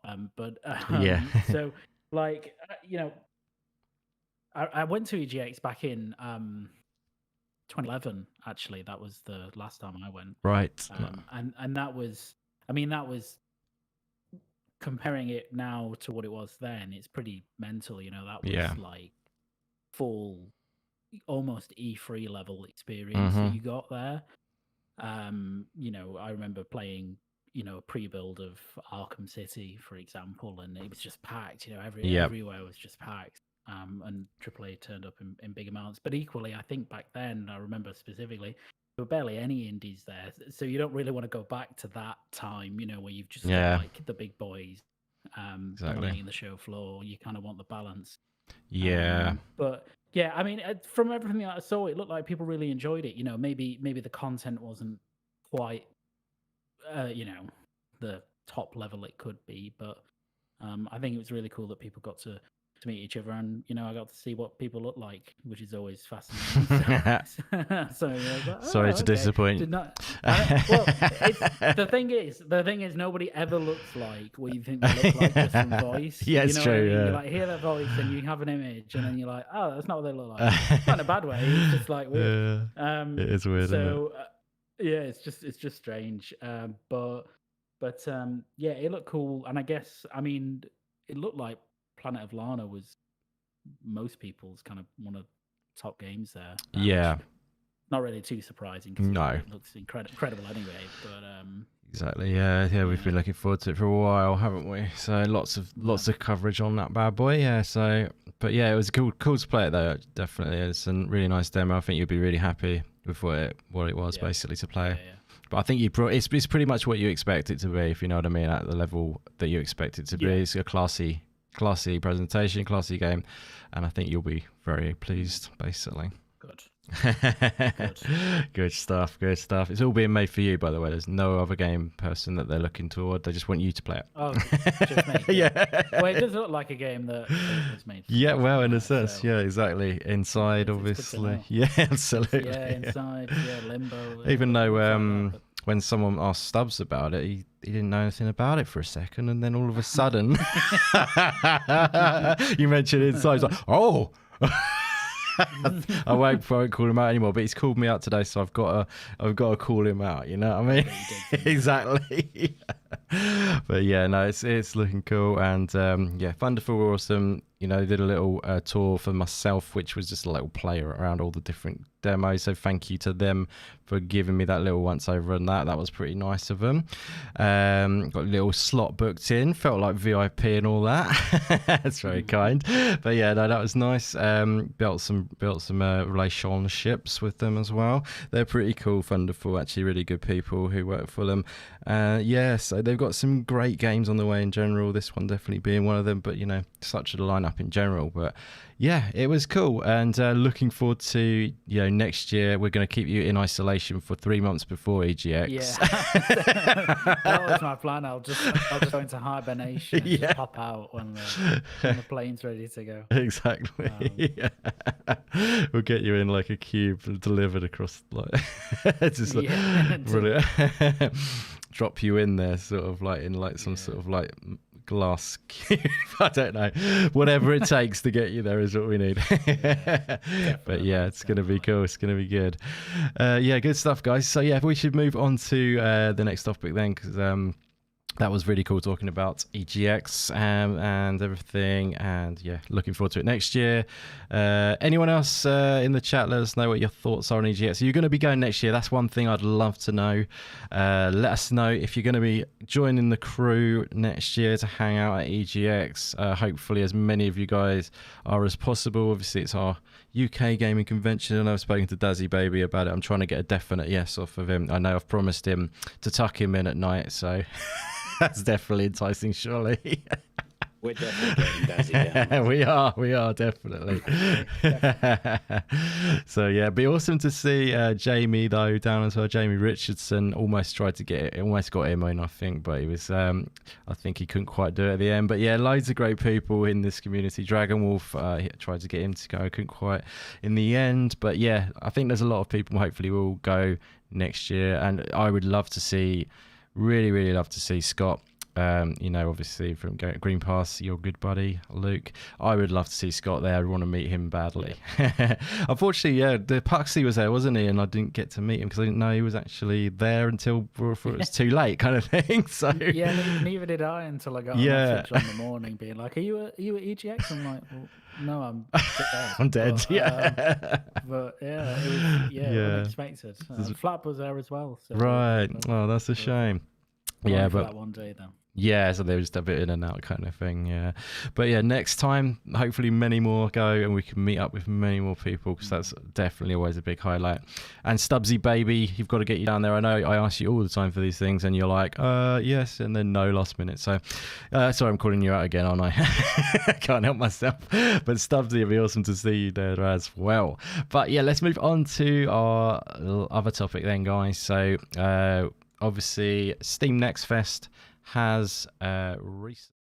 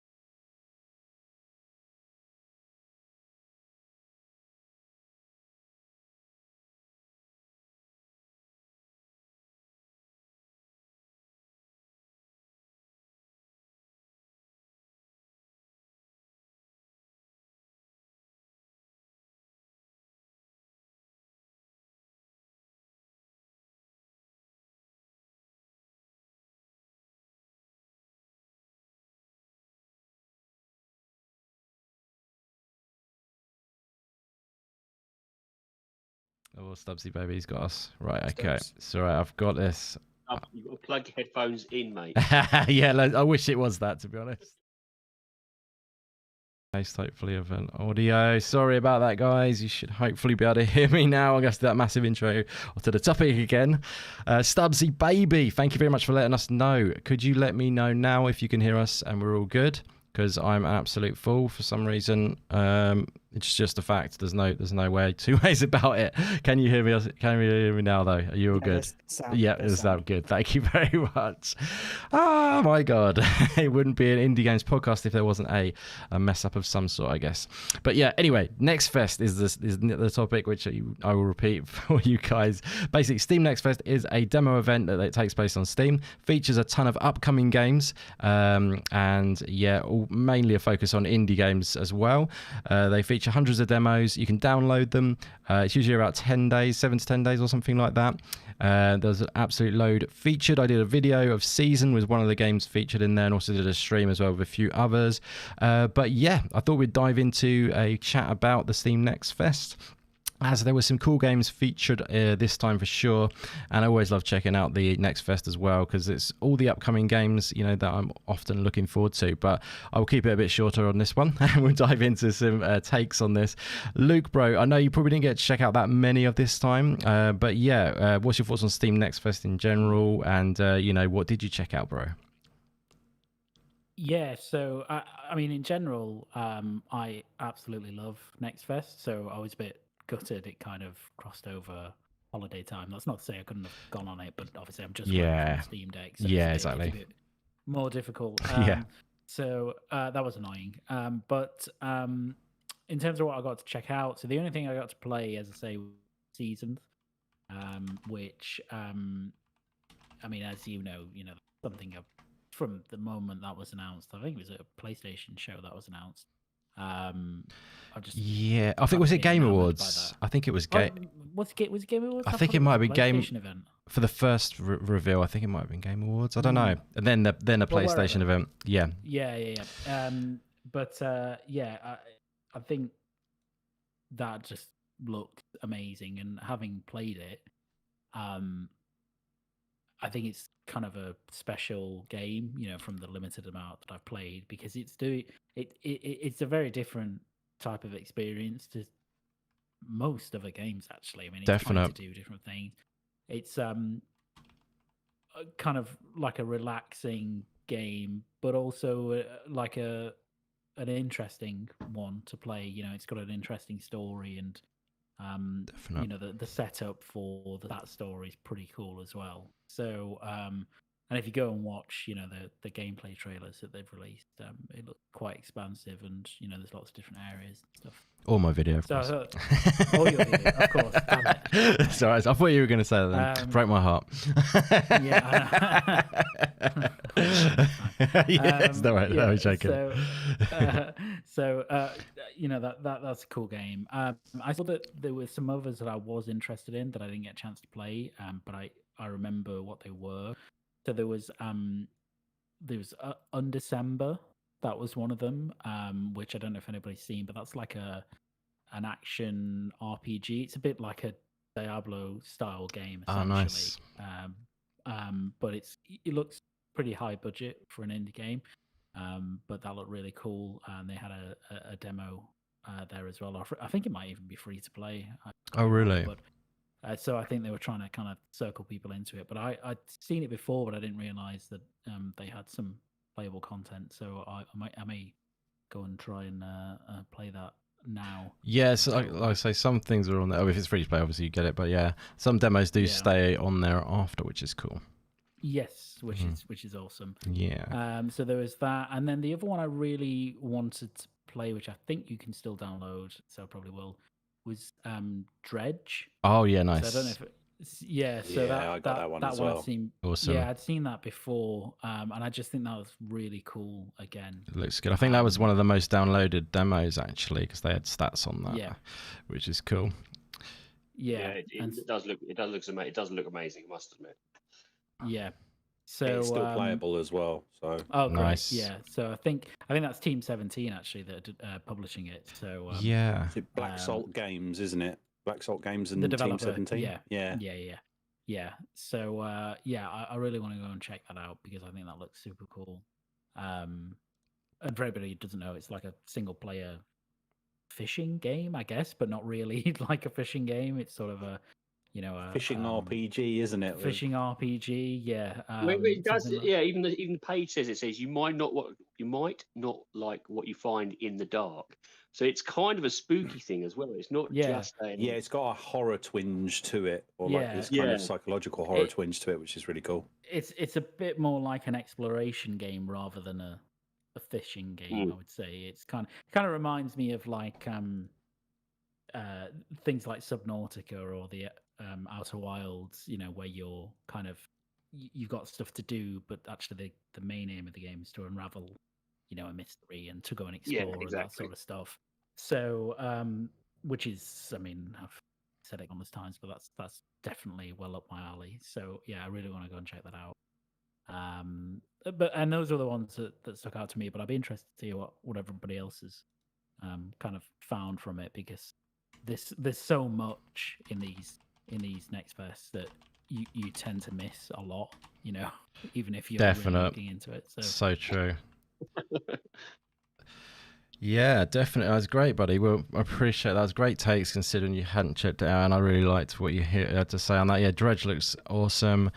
And obviously Season, which is on the screen right now once again. This particular part of the Season demo, by the way, guys, it blew me away.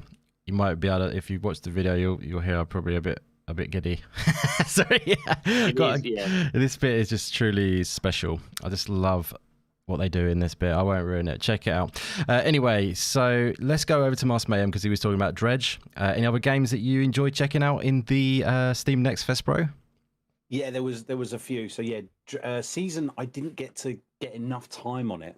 It was kind of I wanted to savor that one, and I kind of left it a little too late.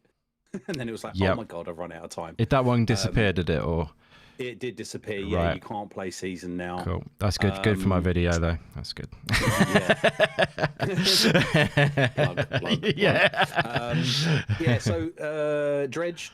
I absolutely loved Dredge. I don't know why I go towards a game. It looked, art style was really cool. The sinister storyline was really cool, and it ends up being fishing. So people who know me, sometimes I end up on some reason I end up with games that just have fishing involved in it, even though I don't actually fish in real life. Right. Nice. Yeah, Dredge. And then I had I chewed through quite a few to try and get them. So you had was it Super Trunko Go, which is the twin stick over the top kind of retro arcade shooter. Nice.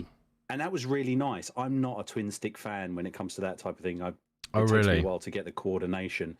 Side scroller, kind of like the Night Witch, which you showcased on your stream. Yeah, I liked that one. That was good. Really cool. Being slightly over the top and moving around, I found it difficult for me. So that's just not my thing. But I really enjoyed it, and I did get to the end of the demo. Oh, nice. Cool. And there was another one called, which was similar, which was From Space, which is a multiplayer one. That looked really nice. It was quite colourful and neon-esque, and kind of you've got to go around and save people in kind of like an alien infested environment, and very cartoony. So that was really cool. But the ones that I really did stand out for me were so Dredge. I also had Aka. Did anyone actually try AKA? So Aka? No. Yeah, so I looked at that, and that looked amazing. And I was like, oh man. Yeah, it's from Cosmogatos, the developer, and it's NeoWiz. It's Aka Gematsu, I think is his actual name. And it's just the art style was beautiful. So it's an open world. It's an open world adventure. So it's got that twinge of kind of like Animal Crossing, but not Animal Crossing in any way. I don't know how to explain it that way. I think it's Tunic is pretty close. Yes, close. Tunic is probably the closest one, but you've got a lot of farming and growing and doing little jobs around it. So the over story of his, I think it's supposed to be based kind of like a feudal Japan. You're a what do they call it? Like what are they called? There's the red. Red Panda, yeah. So you're a red panda, but you're supposed to be like kind of a samurai. The war's over. You've put an oath that you'll never kill anyone. You've still got your samurai sword. you get a letter from a friend who says, "This is Paradise Island. Come and chill here," and you go out there, kind of retire, and then you do little jobs for people, and you're trying to build up a society on this planet, on this little map. And there's little jobs, and it was just beautiful and chilled, and I loved every minute of it. You're on the demo, you only get four days to try out, so straight on my wish list. Nice. Beautiful art style, watercolor-esque for clip scenes, and you just run around. It was just so nice. I just thought it was just quite cathartic for me. What else was there? And then two others I had, I think, for me, because there were so many. Like I tried Rush Rally 3, Stick It to the Man. Oh yeah, I played that one. Yeah, absolutely loved that one. It's hilarious and stupid at the same time. And I just had so much fun with it. Yeah. But the two that actually stood out. So one was called Asterigos, which I actually bought, so it's available now. Right. And that's I it's an action that. RPG. Is it as good as it? Because the demo, I must admit, see, the trouble is, it's like some of the problems is it as good as the demo kind of makes it out to be? Well, that's the bit. I haven't actually. I bought it literally because it only came out on the 11th. Thursday, or was it the 11th? Yeah, October the 11th it came out. Oh right, yeah. So I only picked on it PlayStation, Xbox, and PC. Yeah. I only picked it up Thursday, so I haven't actually had a chance to play the full version. But the demo was amazing. I like that. That was kind of had that Kenner Bridge of Spirits twinge to it. Nice. And being an RPG, but going around and actually hitting stuff. So it was really nice, and I thought it was quite polished. It's that borderline kind of, if there'd been a lot of money put into it, you could see this being like a AAA. And it's beautiful. I actually love this, so I can't wait to actually play the full game. Nice. And then the last one for me is Papercut Mansion, again from Thunder. Oh yes, great choice. That was beautiful. The roguelike survival horror. I just loved the vision of it, the music at the beginning, that kind of Tim Burton-esque story to it, and then it's over the top and just moving through rooms. I think I got Lewis to, Venomous AK to try it out, and I think he was really enjoying it as well, and it's not his cup of tea. Yeah, really cool. And I'm loving that one. So yeah, Papercut Mansion's on that list for me. Overall, I really enjoyed it. I just think Next Fest, I always say this is too short. Yeah, exactly. Here's a week. Download as much as you can and try and cram it in a week, and that's it. Yeah. I just felt like it could have been a bit longer. Yeah, that's what a lot of people say. I think 2 weeks would be quite good. I think making it too long is probably, counterproductive, probably. But yeah, 2 weeks would be good. Be enough. Yeah. So otherwise, if it's take like a month or whatever, it's sort of like, I think 2 weeks is ideal, because if it's too long, then people don't go, oh, I need to get to it quickly. I need to get downloading. But like if it's too long, like if it's a bit too short and you just don't have time because you've not got days off work or whatever. You know what I mean? Yeah, it's just like exactly. So it's kind of Lewis's comment in there as well is quite funny. I can't repeat it. Where Venomous is the last one. He said from playing Papercut Mansion, he shit himself. I don't know if I can see that one on mine. Has it been? Hang on. Has it blocked it? I don't know. Hang on a minute. Am I blind? I think so. I can't see it. Yeah, you can't see it I've either. got it come up. I've got it in the pop-up for live chat. Are you on top chat? Oh, that'll be why I'm on top. Yeah, that's probably it. Yeah, there it is. Yeah, because he hasn't even said it, has he? So yeah, I was on. There you go. Yeah, it's on there on the screen. I just think it looks beautiful. I think it's so nicely done. The art style is so nice, isn't it? Yeah, I actually downloaded this and I haven't played it yet. But so, how does it play then? Would you say? I think it plays really well. Yeah. It's the moving around and everything is really nice. Again, although like I said, I didn't like Twin Stick. You do get that on some sections of it. Yeah. And just going around and doing the quests and the little missions. Nice. It's really fun, and it just changes around. It's almost got a slight Psychonauts. Okay, I see what you mean. Yeah, like because they talk about like you go into dimensions that are like the limbic system and stuff like that. So I see what you mean. Yeah, the jump scares are lovely in it, like Lewis says. Yeah, it's serious jump scares in it that are good fun for that type of look. You don't expect it. You know, you're expecting like realistic or horror jump outs, and this thing's kind of got that papery, cartoony edge to it, but the jump scares are really great in it. Nice. That's awesome. Sounds good. Yeah, I definitely want to check it out. It's a shame they didn't have it at EGX because it was on a video, wasn't it, on their stand? Yeah. You know what I mean? They were playing, but don't know why it wasn't there. Really, it could have been, but yeah. So yeah, definitely looks really cool. Anything else at all, Musky Baby? That's a great list of things anyway, but. Yeah, I don't think there's anything else. I feel like I said, I had a blast with the ones I could get in, and I shoehorned them into some of my streams and just went through them. So yeah, someone's on Ori says, "What game is now?" Looks good. So that's Papercut Mansion. That's it. Thunderful. Yep. Yeah, definitely. It looks super nice. And yeah, I'm going to play that. Do you know if that's still available on the demo? I don't know if it's available to download. I've already got it downloaded, so it's still letting me play. It's still available, is it? I've just downloaded it as well. Yeah. Nice. Oh, lovely. Nice. Yeah, definitely try that out. I think the last one, which I mentioned, was from EGX, but was on Next Fest as well, was Dim Day Red, which was the turn-based. Oh, yeah, I remember you playing that there. Yeah, that's right. Yeah, that was a good little turn-based game, card game. Nice. Which is surprising. I hate turn-based card games. So again, that was another shocker for me. Awesome stuff. That's a great list, my friend. Any others you think of, just let us know. Let's go ahead and find out, though, what our friend Sit Down to Game enjoyed sitting down to game to. On the Steam Next Fest, if you played any. No, I missed out on Next Fest. No worries. So, but everything you Masters just said, I've checked out and downloaded demos for what I can. So awesome. I'm definitely gonna try them out. Yeah, definitely. Cool, buddy. Yeah, fantastic. Yeah. So you game on PC quite a bit, don't you? Or is that right? Yeah. I'm pretty much PC now. Yeah. Oh, you nice, fantastic stuff. Yeah. Good choice.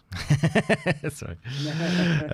So yeah, where are we? Did I jump past Removal Sanity then? Actually, I did. I'm so sorry. I was off another screen. I usually refer to the screen to allow me to not mess that up. But I wasn't looking at the right screen.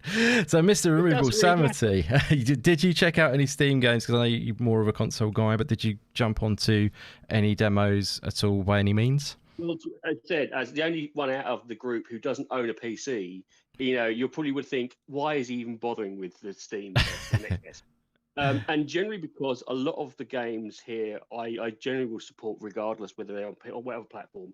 But also, a lot of some of these games they come to the console as well. Yeah, so kind of like a prelude of what's happening there. Definitely. You picked up Dredge already, which is a sod. You've already got that. You've got Season, which is another one that I looked into, and then obviously Mars mentioned Asteros. So those are kind of already three that were like, damn it, you've already kind of got those. I did spot a couple other ones in there. Now, even though I can't actually play it, was Chasm the Rift, which is kind of like a very old school Doom fashion. It's actually out on the PC, I think now. In fact, I think it came out the 10th.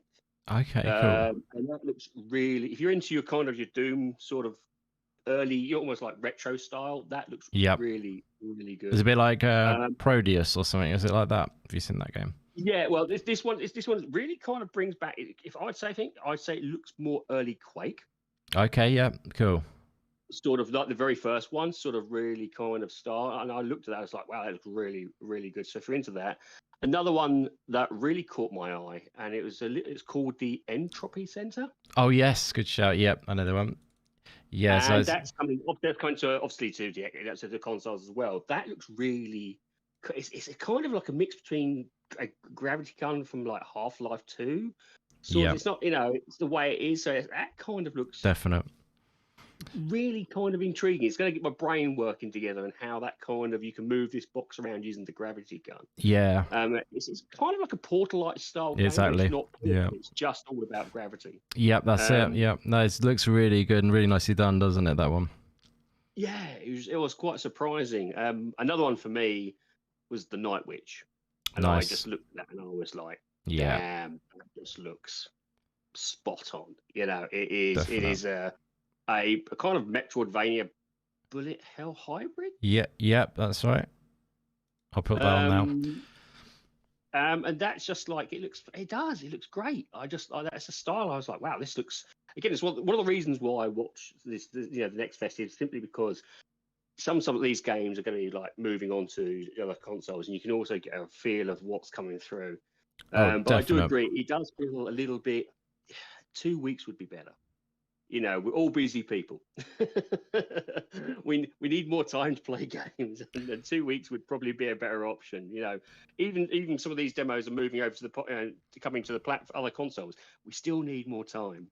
And I think really the only other one I could think of that was probably one that I kind of was looking towards was a game called Soulstone Survivors.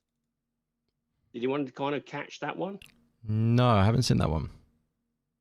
It is on PC only, I think, and it's kind of, what's the best way I can do it? It's kind of, it's almost like a Diablo style sort of game with a large, basically you mop up loads of enemies on this particular, almost like an arena zone.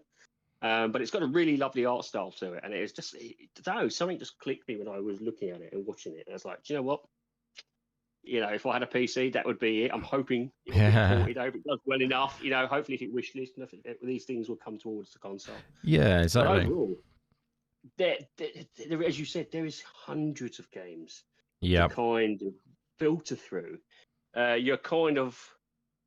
You're in the luxury of almost like a wave of indie games just hitting your shores on a regular basis. And so I feel for everybody who's basically got to look through this and go, well, my backlog is already horrendous. Now it's going to get more horrendous. Filtering through these games is just going to be amazing. It's just impossible to keep up with. You can't really. You just have to give in and just do your best. You know what I mean? There's so many games. Yeah, and the irony is, I suppose I try to look for. I mean, I know everyone has already. You can see the theme here where we spoke about. Everyone gravitates to certain games like Dredge. You can tell it's going to be a great game. There are certain games that everyone gravitates to. So I try to look at games that I would never normally even want to play. Yeah. And because they're the ones that, for me, I've always found surprising. That it's like a genre. Oh, I'm not really good at that genre. And then all of a sudden I play one game and it clicks. I'm like, Jesus. It opens you up, yeah. It opens me up. So I try to be a little bit more.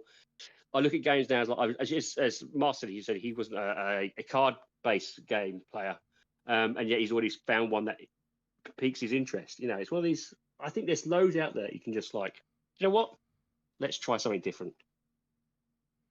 Yeah, just being open to trying them, I think, is the main thing now. I look for something I like, but then I look at it and go, actually, I'll have a read in that, and I'll give it a go. See what's, be open-minded about it, and that's where you find these ones.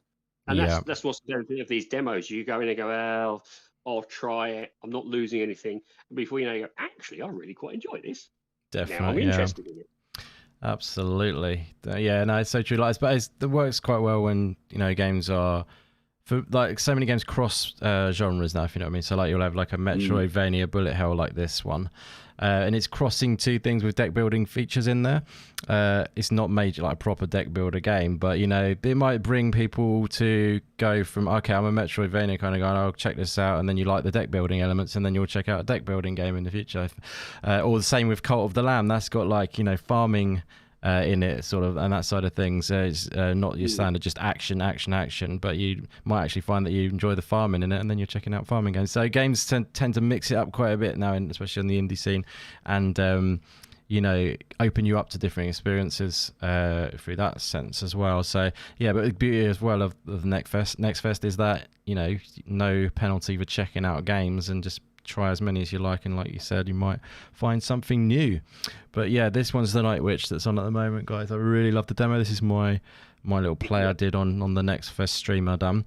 But yeah, I really like this game. I had my awareness for a long time, actually. I've been trying to sort of get a demo of it actually from the developers, and they were like, we'll have one really soon and stuff like that, because I want to check out. And they've actually announced, yeah, exactly, yeah. And and then when they announced it, I was like, oh my god, yes. And they were like, I thought you'd say that. And I was like, yeah, you know me, I want this game bad.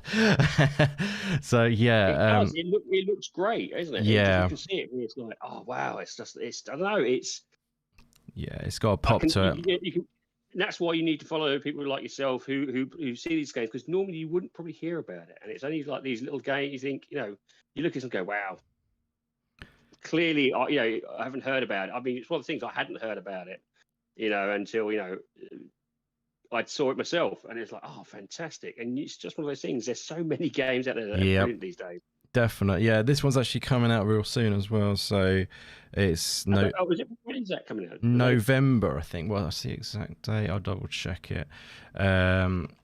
It's coming out on all platforms as well, by the way. So it's just check that for you. It's coming out on 29th of November. It's Team 17 and publishing as well. Yeah, so you never know. You might even get it in Game Pass, because they seem to do a lot with Team 17. So it could happen. It could be Game Pass. You never know. They might announce that last minute sort of thing. But I'm just, even if they get a demo, I'll double check. I'd like to see some of these demos. Just even though it's Steam, Next Fest don't produce it, I'd like to see some of these demos pushed into the consoles as well. Yeah, they might do another Xbox demo event again. I imagine they did one in summer, didn't they? Back in the summer.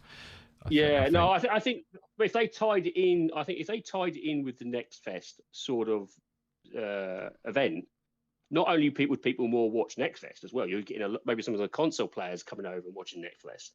It would open their eyes up to other things as well. Yeah, so I just think it's one of those things. If we could kind of get the console platforms to work with PC a little bit, it's just better for everybody. Yeah, I know what you mean. I mean, yeah, they seems like they're doing a bit more demo events on console, but yeah, it's it's just good to see them sharing out these games, getting sort of love for them ahead of time. I think the upcoming games, and because the indies don't have that budget to be able to, do this massive marketing and stuff. So yeah, but like I love Next Fest. It's always something to check out, and a lot of demos in there. But yeah, I had a lot of great ones this time. Like I say, I mean, for myself, it was Season, probably the highlight. Night Witch, definitely one of the highlights there. But actually, going back to what I was going to show a minute ago, one game that I know Lukey Baby's looking forward to, I imagine he's probably downloaded, or if not, he should definitely check it out and see if it's still available. Gunbrella, bro. Yeah. I saw that. Yes. Yeah. That looks amazing. So I played a demo of that on stream. Really good. If you don't like twin sticks, though, you might not like it so much. But I could say with Musky Baby, but like I think give it a shot anyway. Like because the controls of it's really nice. You do need to get a handle on the 360-degree thing with the other one on. There's quite a few 2D games now coming out with twin stick controls, which not like just the top down anymore. You know what I mean? Where you shoot in all directions. But yeah, I really liked it. And I recommend trying it out to everyone because it's. But it's the umbrella. Was it that bounces back bullets, isn't it? So it's tiny. Yeah, that's it. Well, that's right. Yeah, you can bounce back bullets. I'll try and get a bit where it's action.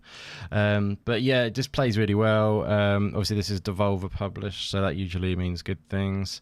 And yeah, just really nice. I just want to get some of that action because the action plays so nicely. It does take a bit to get used to, and I don't know why I'm buffering so much. Sorry about that. Oh god, let's get back to that. Now we've got ads, but yeah, it plays really well. Super excited for it. I don't know whether it's this year. I don't know why I'm buffering so much. Sorry about that, guys. Need to get that upgrade on. Luke, you gotta help me. You know what it is? It's the background downloads of all the Steam games that you're just downloading. Yeah, literally.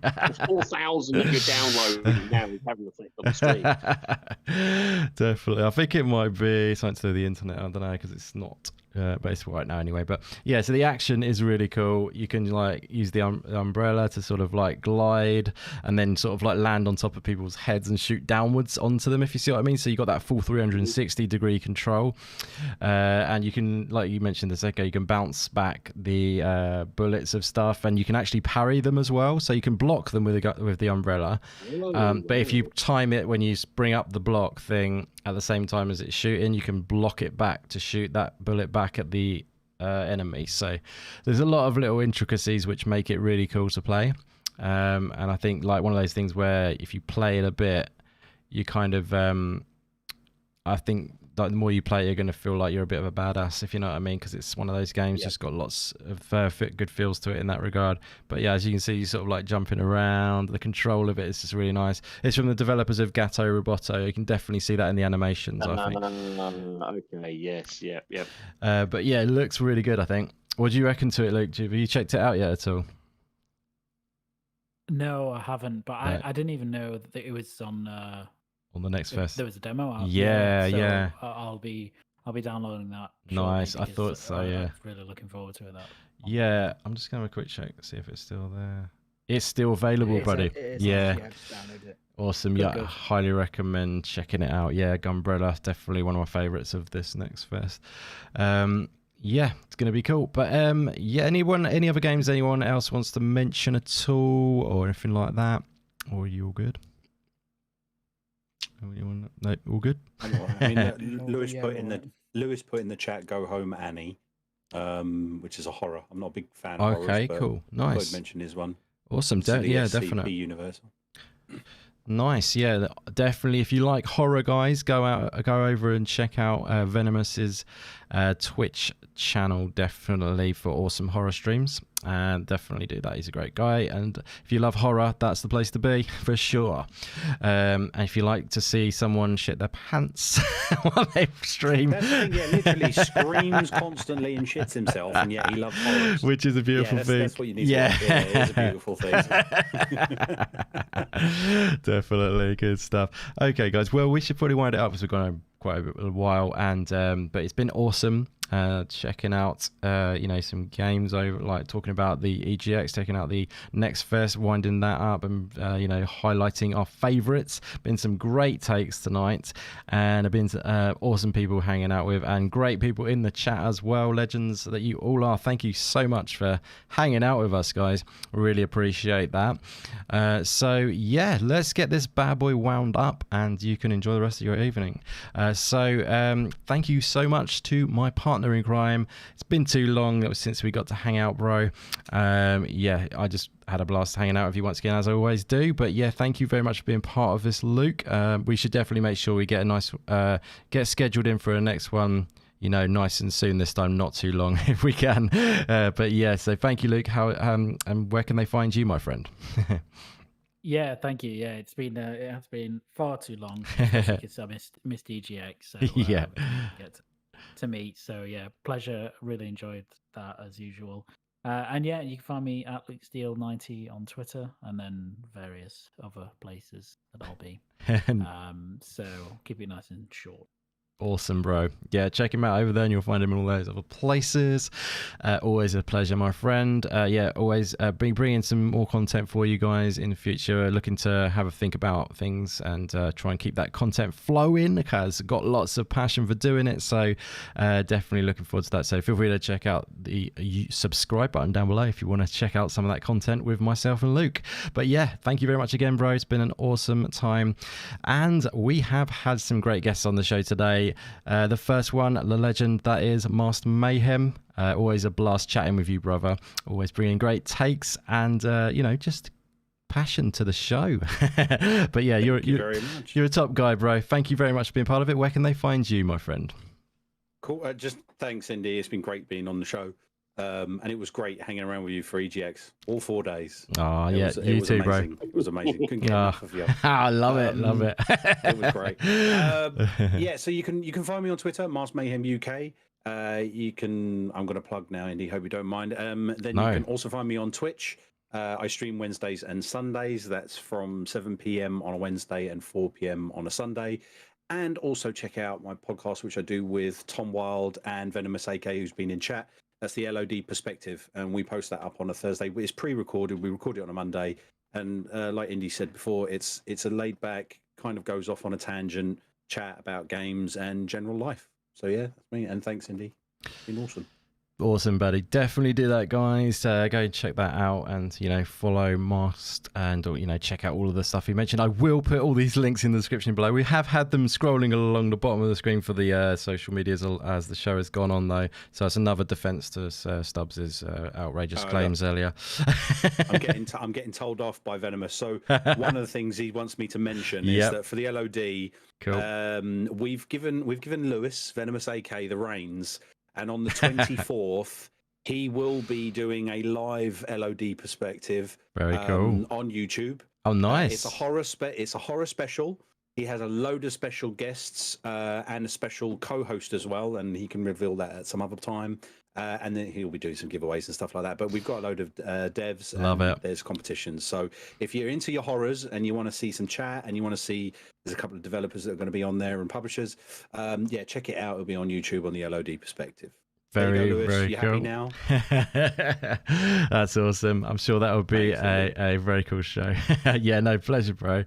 You're a great guy, as I say. And I was definitely feels the same about hanging out with you at EGX. Was really cool, and looking forward to more in the future. Hopefully, WASD maybe, if I can get that. If you're going to be going on that as well. You've got to do that. Yeah. And you should come on the show as well. I would love to. Thank you very much. Yeah, that would be awesome. Get it off the rails, baby. Yeah, definitely. No, that sounds great. I'd love to do that. Thank you very much. So next up, we have another great guy who joined us today, Mr. Removable Sanity. He didn't remove his sanity today, but he was a legend. Thank you very much for being part of it, bro. Every other day. No, thank you very much.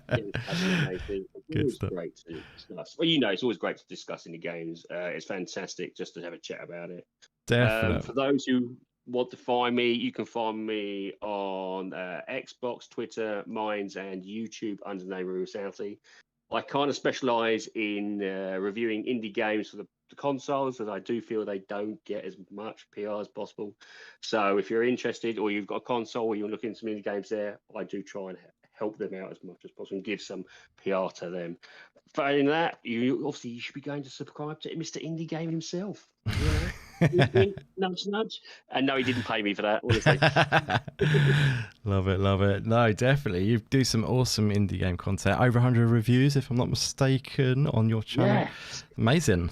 It's taken a while. Yeah. No, that's great. You got a great passion for it, and your reviews are actually really, really well done, in my opinion. They are like, they're just the right length. You go into just the right amount of detail, break it down really nicely, and I find them very relaxing as well. I've said to you that in the past. Yeah. Indy likes to fall asleep to mine. No, it's not that. It's more that, I don't know, they do give me a relaxing vibe in the way that I just sort of like, I'm locked into it. It's like, which is a good thing. Yeah, they're great. Yeah, keep up the good. It's great, like yourself. You're supporting indie games. We do need more people to play.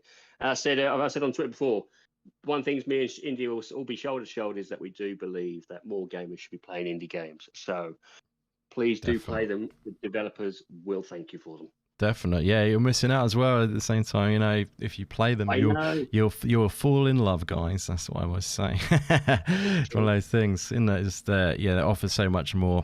But yeah, definitely great shout, buddy. And thank you very much for being part of it once more. Finally, we have had, as I say earlier on, a new guest on the show today, and it was awesome to have him on. Mr. Sit Down to Game was fantastic today, and it was great hanging out with you, buddy. Thank you very much for coming on. Appreciate that, bro. Thanks for being part of it. Where can they all find you to check out your awesome streams, bro? Yeah, you can find me at Sit Down number 2 Game over on Twitch and Twitter. Yeah, I stream Tuesdays, Thursdays, and Saturdays. Awesome, buddy. Fantastic stuff. Yeah, definitely do so. It was great having you on, bud. So thank you very much for being part of it. Thank you for asking me. Oh, no, honestly, absolute pleasure. Like I say, really enjoyed hanging out with you at EGX, and hope to do so again. Yeah, it'll be cool to do so, and I'll definitely be able to check out your streams and all that side of things too. So yeah, keep up the good work on that.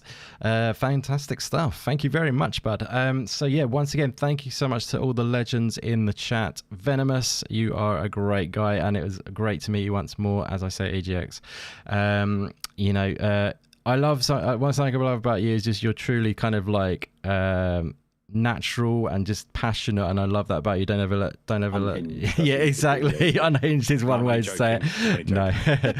But yeah, it's good stuff. There is an innocence there, I have to say, which is a nice thing though, if you know what I mean. He just goes, but that's why I said we've given him the reins. Yeah, it's dangerous, do it. It's a good thing. I think it'll work out well, because he's, you know, it's sometimes hard that people are that, sometimes they'll be guarded or whatever, you know what I mean. I think Lewis is definitely one of the kind of people who are, you know, they're just him, truly himself. So keep up that good work on that, Venomous bro. Thank you for being in the chat today, brother. And yeah, thank you so much to everyone else who's been here. Dazzy Baby, always good to see you, my friend. And who else do we have? Ori in the house. Thank you so much for being here, bud. Great to see you in once more. Who else did we have in today? We had Jamie Richardson. Thank you very much for coming by, buddy. We had Stubbs Gaming in the house, heckling from the benches. No, always good to see you, Stubbs. Thank you for being part of it. And Max in the house. Thank you for being here, buddy. We had Hertog pop by. Thank you very much for coming by, bud. And who else did we have? Invader Gaming drop by. Thank you very much for being here, buddy. And everyone else who I'm probably forgetting and missing because the chat is not going up any further, I apologize. But thank you so much, all you guys who dropped by. It was awesome chatting indie games, sharing in the passion for that side of things today. And yeah, if you are new to the channel, by the way, guys, and you're dropping by, feel free to subscribe. This channel is dedicated to indie games and just sharing in the love for them, really. But yeah, so feel free to check out that subscribe button, press that button, and you will feel good about yourselves, because indie games will be drip fed to you every day. No, not quite every day, but yeah, no, we'll be it'll be much appreciated if you fancy that, guys. Hit that like button, share this bad boy out. All of those things do mean a lot, as we are a small channel focusing on the niche world of indies, I suppose you could call them, although they've grown a lot lately. It's always appreciated to get some, you know, support on that side of things. But really just a pleasure hanging out with all you guys on the show and the guys in the chat. We will be back again for another Indie Games podcast, probably in a month's time, but definitely some more in between that, with some other content. I will be bringing you on, hopefully on the weekly basis. I want to get content out now. I know that sounds like maybe ambitious for me, but I'm focused on getting some, you know, regularity to the content, videos covering upcoming games, videos with like review style format, but always all around indie games. Anyway, guys, my intros are always long and I apologize, so let's wind this bad boy up. It's been a pleasure. Thanks so much for watching, and we will catch you in the next one. Later, guys.